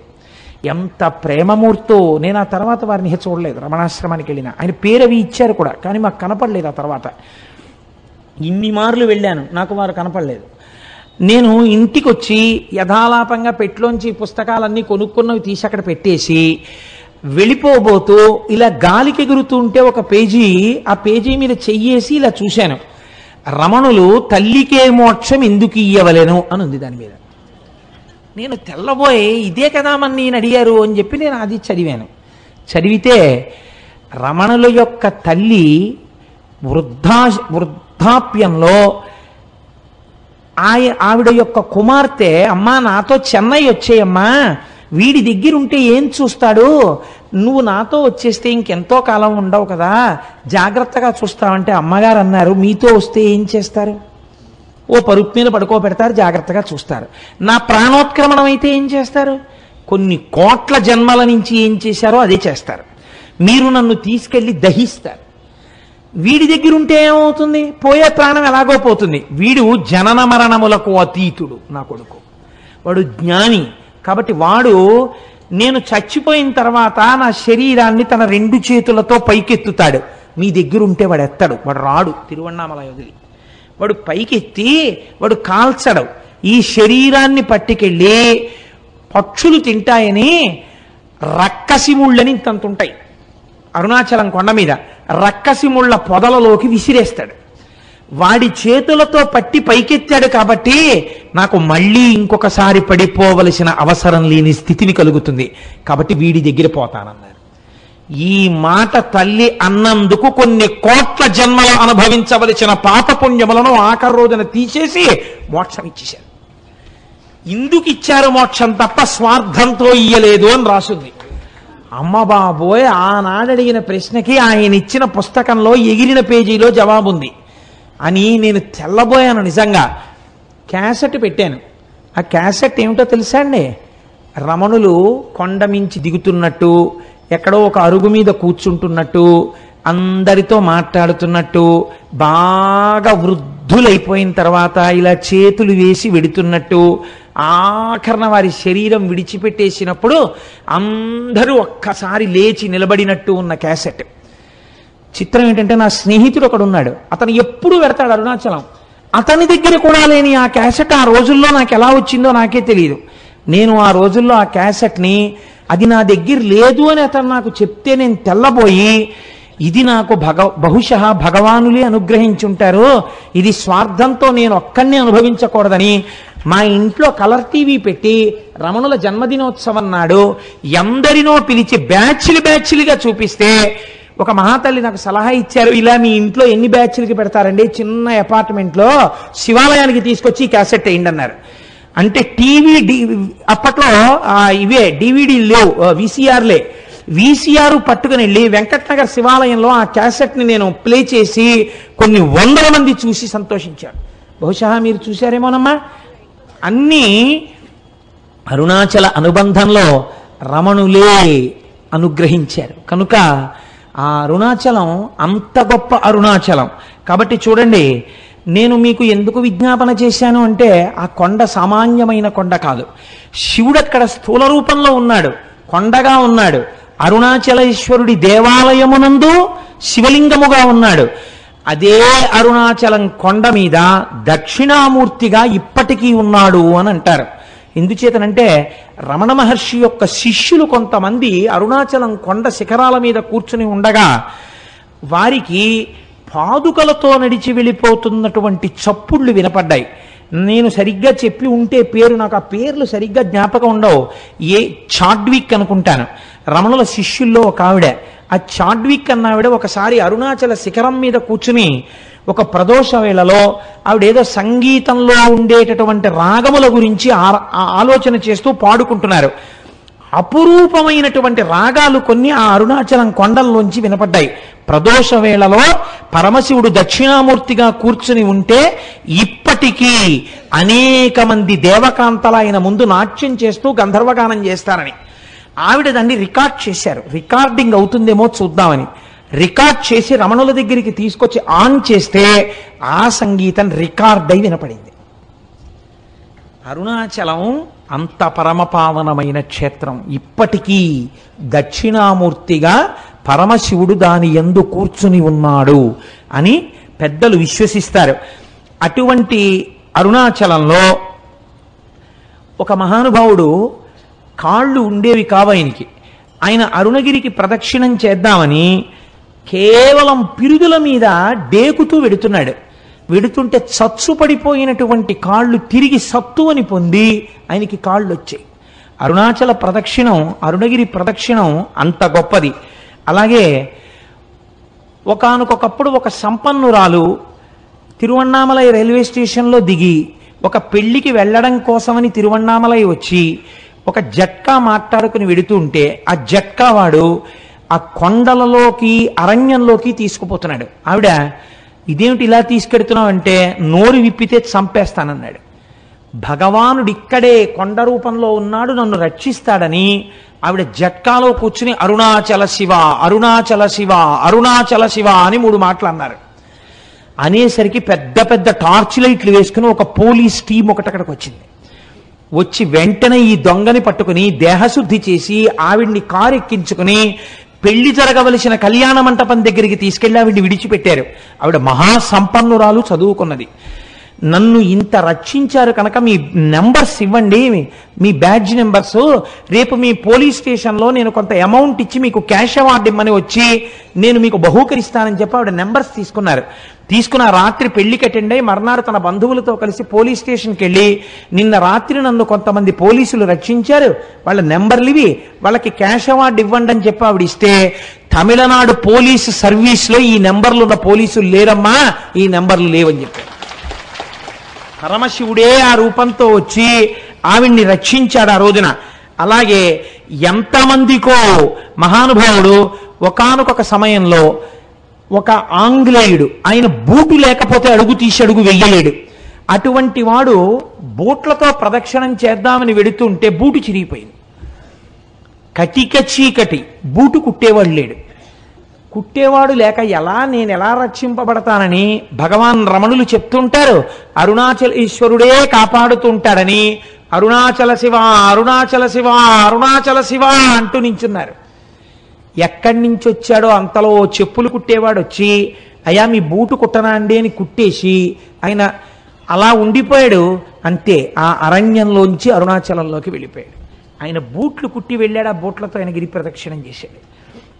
ఇలా ఎంతమందో ఎన్ని రకాలుగానో ఆ అరుణాచల గిరి ప్రదక్షిణంలో అనుభూతులను పొందారు. నేనైతే మీకు ఒకటి మనవి చేస్తాను. ఇప్పటికీ అరుణాచలంలో మనకు ఒక ఆశ్చర్యమైన సంఘటన కనపడుతుంది. మీకు ఏ దేవాలయంలో ఎవ్వరూ కూడా 5 పైసలు వెయ్యండి అని అడగారు. నాకు ఇప్పటికీ చాలా ఆశ్చర్యంగా ఉంటుంది. 150 మంది వెళ్ళామనుకోండి, సాధారణంగా వాళ్ళు ఏమనుకుంటారు, 150 మంది వచ్చారు మీ గోత్రనామాలు చెప్పండి అనాలి. వాళ్ళు అనరు. వాళ్ళు మీరు పళ్ళెల్లో ఏం వేస్తారని అడగరు. వాళ్ళందరికీ చేతిలో చిటికిడి చిటికిడి చిటికిడి చిటికిడి విభూతి పెట్టేస్తారు. నమస్కారం పెట్టుకుని వెళ్ళిపోతుంటే ఇదేంటి వీళ్ళు అసాధ్యం కోలా ఇంతమంది వచ్చారో రూపాయి లేదని వాళ్ళు అనరు. అర్ధరాత్రి 1 గంటకి 2 గంటలకి ఒకే ఒక విదేశీ వనిత వర్షం పడుతుంటే అరుణాచలానికి గిరి ప్రదక్షిణం చేస్తూ వెళ్ళిపోతూ ఉంటుంది.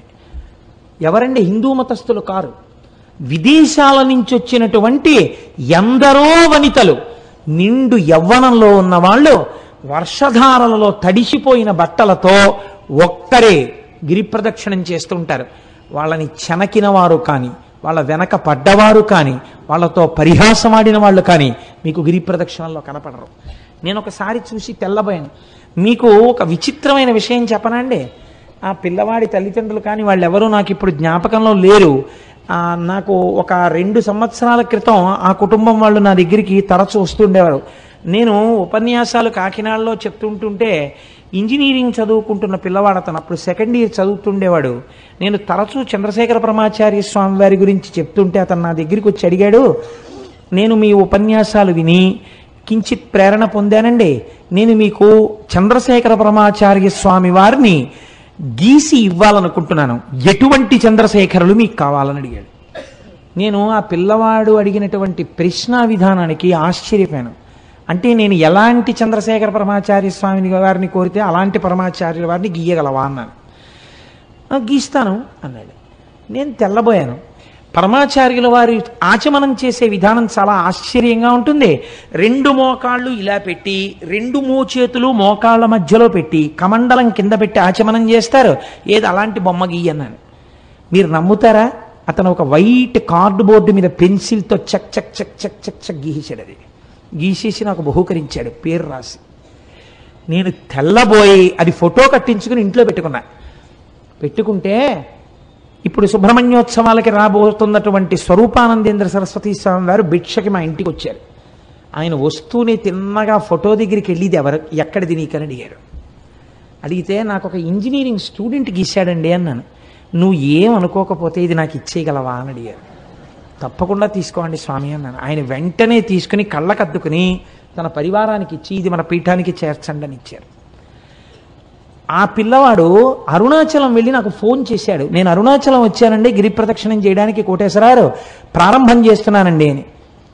ఆ తర్వాత ఒక 4 రోజులు పోయిన తర్వాత నా దగ్గరికి ప్రసాదం పట్టుకుని వచ్చాడు. అతను ఎప్పుడు వెళ్ళాడు గిరి ప్రదక్షిణానికి? మంచి రోహిణీ కార్తెలో వెళ్ళాడు. వెళ్ళి తెలియక చిన్నపిల్లవాడు కదా, విని విని విని విని ఉన్నాడు. ఆ భక్తి పెంచేసుకున్నాడు. ఉదయం 8 గంటలకు బయలుదేరాడు. ఆది అన్నామలై దేవాలయం దగ్గరికి వెళ్ళేటప్పటికి 11 అయింది. అరికాళ్ళన్నీ బొబ్బలెక్కిపోయాయి, ఇంకా కాలు ఇలా పడలేదు. అయ్యయ్యో, నేను ఇంత పూనికతో వచ్చాను, నేను ప్రదక్షిణం చెయ్యలేనా అని ఒక చెట్టు కింద కూర్చుని ఏడ్చేట. ఆ ఏడవడమే క్షణం ఆకాశం అంతా మేఘాలు పట్టి వర్షం ధారల కింద పడిపోయి చల్లబడిపోతే అతను గిరి ప్రదక్షిణం చేసి నాకు అరుణాచలం నుంచే ఫోన్ చేశాడు, నేను ఇటువంటి అనుభూతిని పొందాను కోటేశ్వరారు, ప్రసాదం పట్టుకుని మీ ఇంటికి వస్తున్నానని నాకు పట్టుకొచ్చి ప్రసాదం ఇచ్చాడు. తరచు నా దగ్గరికి వస్తుండేవాడు ఆ కుర్రవాడు. తర్వాత ఉద్యోగం వచ్చినప్పుడో ఎప్పుడో కూడా నా దగ్గరికి వచ్చాడు. నా దగ్గరికి నేను కొంచెం వచ్చేవాళ్ళని ఎందుకు అనాలి, నాకే జ్ఞాపక శక్తి తక్కువ, గుర్తుండదు. ఇప్పుడు పాపం ఎక్కడికి వెళ్తున్నానని చెప్పాడో, ఎక్కడ ఉద్యోగానికి వెళ్ళాడో. కానీ ఆ పిల్లవాడు ఈ పరమ పవిత్రమైన ఉపన్యాసంలో స్మరింపబడడం చేత అతని జీవితం ఈశ్వరుడి చేత చక్కగా రక్షింపబడుతుంది. కాబట్టి నాకే ఎన్ని అనుభూతులు ఉన్నాయో అరుణాచల క్షేత్రంతో, తెలిసి తెలియని నేను 4 మాటలు చెప్తే నమ్మి వెళ్ళిన వాళ్ళు భక్తి వలన ఎన్ని అనుభవించారో అరుణాచల క్షేత్రంలో. కాబట్టి ఆ అరుణాచలం కొండయందు నమ్మకం పెట్టుకొని ఆ అరుణాచలం వెళ్ళి మీరు ఆ కొండల కింద చూస్తుంటే ఎన్ని తీర్థాలు కనపడతాయో, ఎన్ని చెరువులు కనపడతాయో.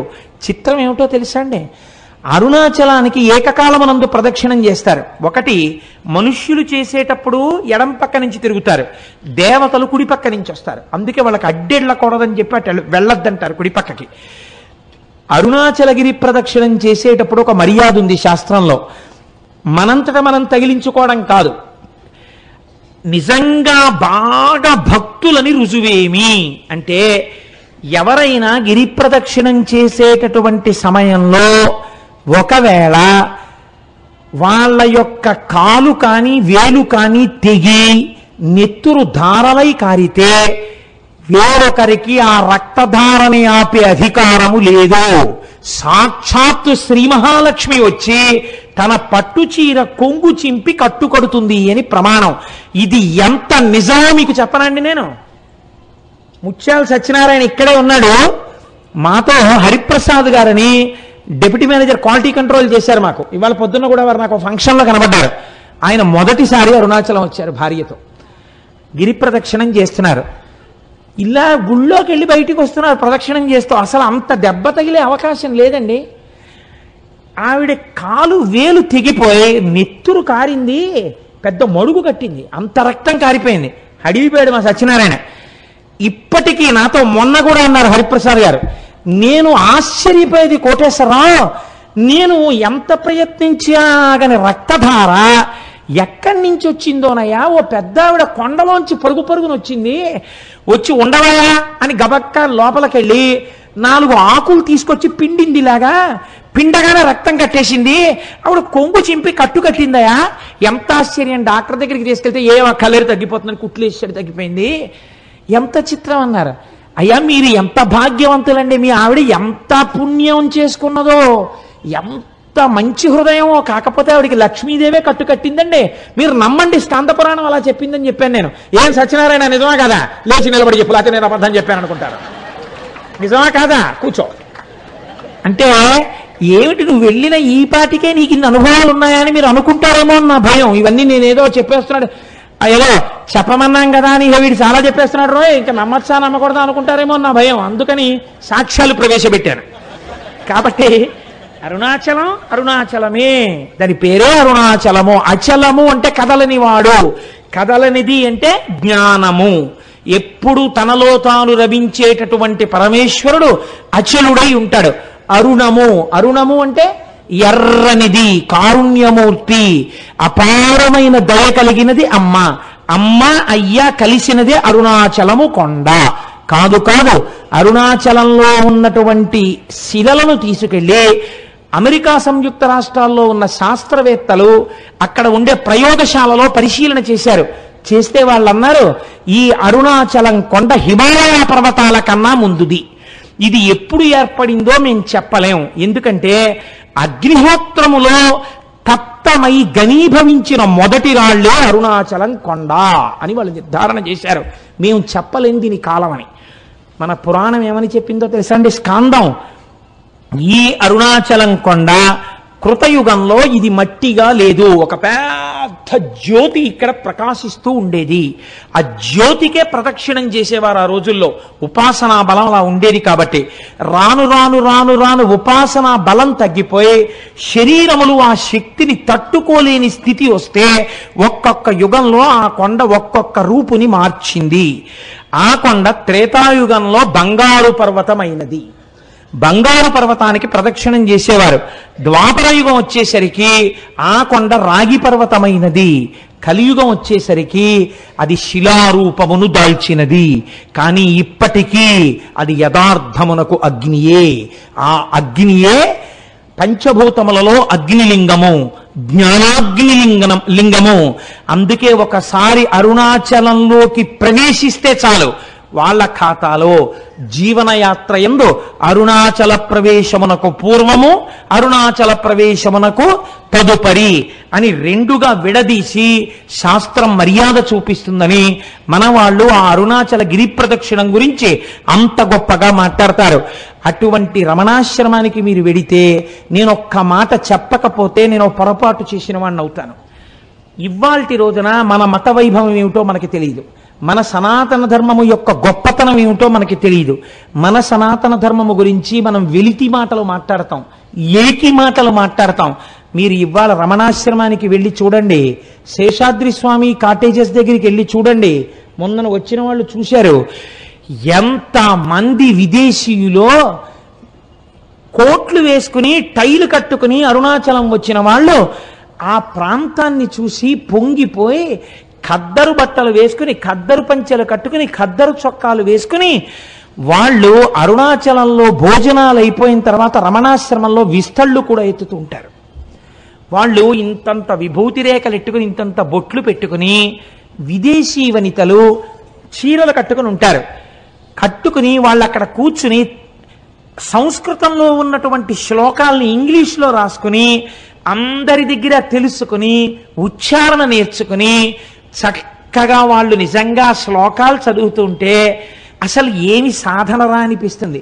మీకు నేను ఒక సంఘటన చెప్తాను. నేను ఒకసారి అరుణాచలం వెళ్ళినప్పుడు బాగా తెల్లవారుజామున కొండల మీద కెడితే బాగా తపస్సులో కొన్ని సంవత్సరాల నుంచి ఉన్నటువంటి వాళ్ళ గుహల దగ్గర పాలు పిట్టొచ్చే వాళ్ళు కనపడతారు అని చెప్పారు. అప్పట్లో నేను మా పినమామ గారితో ఎక్కువ వెడుతుండేవాడిని. ఆయన్ని తీసుకుని కొండ మీదకి వెళ్ళాను. అయితే ఇంకా చీకటి విడవలేదు. అప్పటికే ఒక ఫారినరు, ఒక ఫారిన్ లేడీ, దేవర్ యంగ్ కపుల్, వాళ్ళిద్దరు దిగొస్తున్నారు. దిగొస్తుంటే మా పినమామ గారికి గబగబా వెళ్ళి, కొంచెం దూకుడు మనస్తత్వం ఉన్నవారు, సంతోషం ఎక్కువ ఉన్నవారు, ఆ వాళ్ళ దగ్గరికి వెళ్ళి వాళ్ళని సంతోషంగా మీరు ఎక్కడికి వెళ్ళి వస్తున్నారు అని అడిగారు. అడిగితే ఆవిడంది, ఇక్కడ నేను బాగా దూరంగా కనపడేటటువంటి ఆ గుహలో ఒక యోగి తపస్సు చేస్తున్నాడు, కేవలముగా అస్థిపంజరం ఎలా ఉంటుందో అంత శుష్కించిపోయాడు. కన్నంలోంచి మాత్రమే చూడమని పాలాయన చెప్పాడు నాకు. నేను కన్నంలోంచి చూశాను, కానీ నాకు ఆయన శరీరంలోంచి కొన్ని వేల వోల్ట్ల బల్బు వెలుగుతున్నట్లు కాంతితో నాకు దర్శనమైంది. ఇతను అక్కడ పాల కుండ ఒకటి పెట్టి వస్తుంటాడు ఒక పిడతతోటి. మరునాడు వెళ్ళేటప్పటికి తాగి ఖాళీ పిడత ఉంటుంది, తాగకపోతే ఇంకొక పాల పిడత పెట్టి వచ్చేస్తుంటాడు. అటువంటి తపశ్శక్తితో ఉన్న మహాపురుషుణ్ణి చూశాను అంది ఆవిడ. అంటే మా పినమామ గారు ఆవిడికి వెరీ గ్లాడ్ మా దేశం వచ్చి మీరు ఇటువంటి చూశారు అని ఇలా షేక్ హ్యాండ్ ఇచ్చారు. అంటే ఆవిడ షేక్ హ్యాండ్ ఇవ్వకుండా ఇలా నమస్కారం చేసింది. You are really great that you have born in a country like India. You are saying that you are staying in Kakinada. By undertaking one night's journey, you are capable of coming to Tiruvannamalai and see such holy men. But we are cursed. We are staying in a remote place like America, where we cannot see such holy men.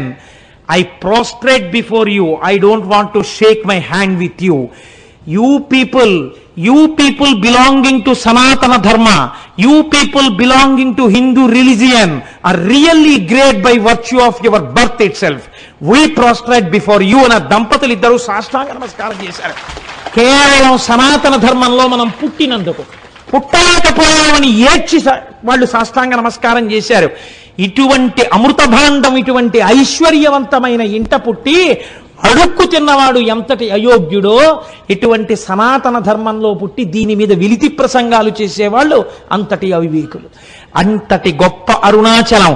ఒక్కసారి ఆ నామాన్ని స్మరిస్తే చాలు, ఒకసారి గిరి ప్రదక్షిణం చేస్తే చాలు, ఒక్కసారి ఆ రమణుల ఆశ్రమంలోకి వెడితే చాలు, అరుణాచలేశ్వర దర్శనం చేస్తే చాలు. నిజానికి ఈ అరుణాచలం గురించి నాకు ఒక 10 రోజుల ప్రసంగం చెయ్యాలనుంది. కానీ శివమహాపురాణం టాపిక్ అయినప్పుడు అంత నేను వెళ్ళకూడదని ఇవాళ త్రయోదశి తిథి నాడి ప్రదోష వేళ అరుణాచలం గురించి మాట్లాడాలి అని ఇవాళ అరుణాచలం గురించి మాట్లాడాను. రేపటి రోజున భగవాన్ రమణుల గురించి మాట్లాడతాను. ఇవాళ మనం ఇంత చక్కటి విషయాన్ని విని ఉన్నాం కాబట్టి మన అందరికీ ఆ ఈశ్వరానుగ్రహము కలుగుట కొరకై నేనంటాను, మీరనండి. ఒక్క 3 మార్లు ఆ నామం చెప్పి మనం బయలుదేరదాం. అరుణాచల శివ అరుణాచల శివ అరుణాచల శివ అరుణ శివ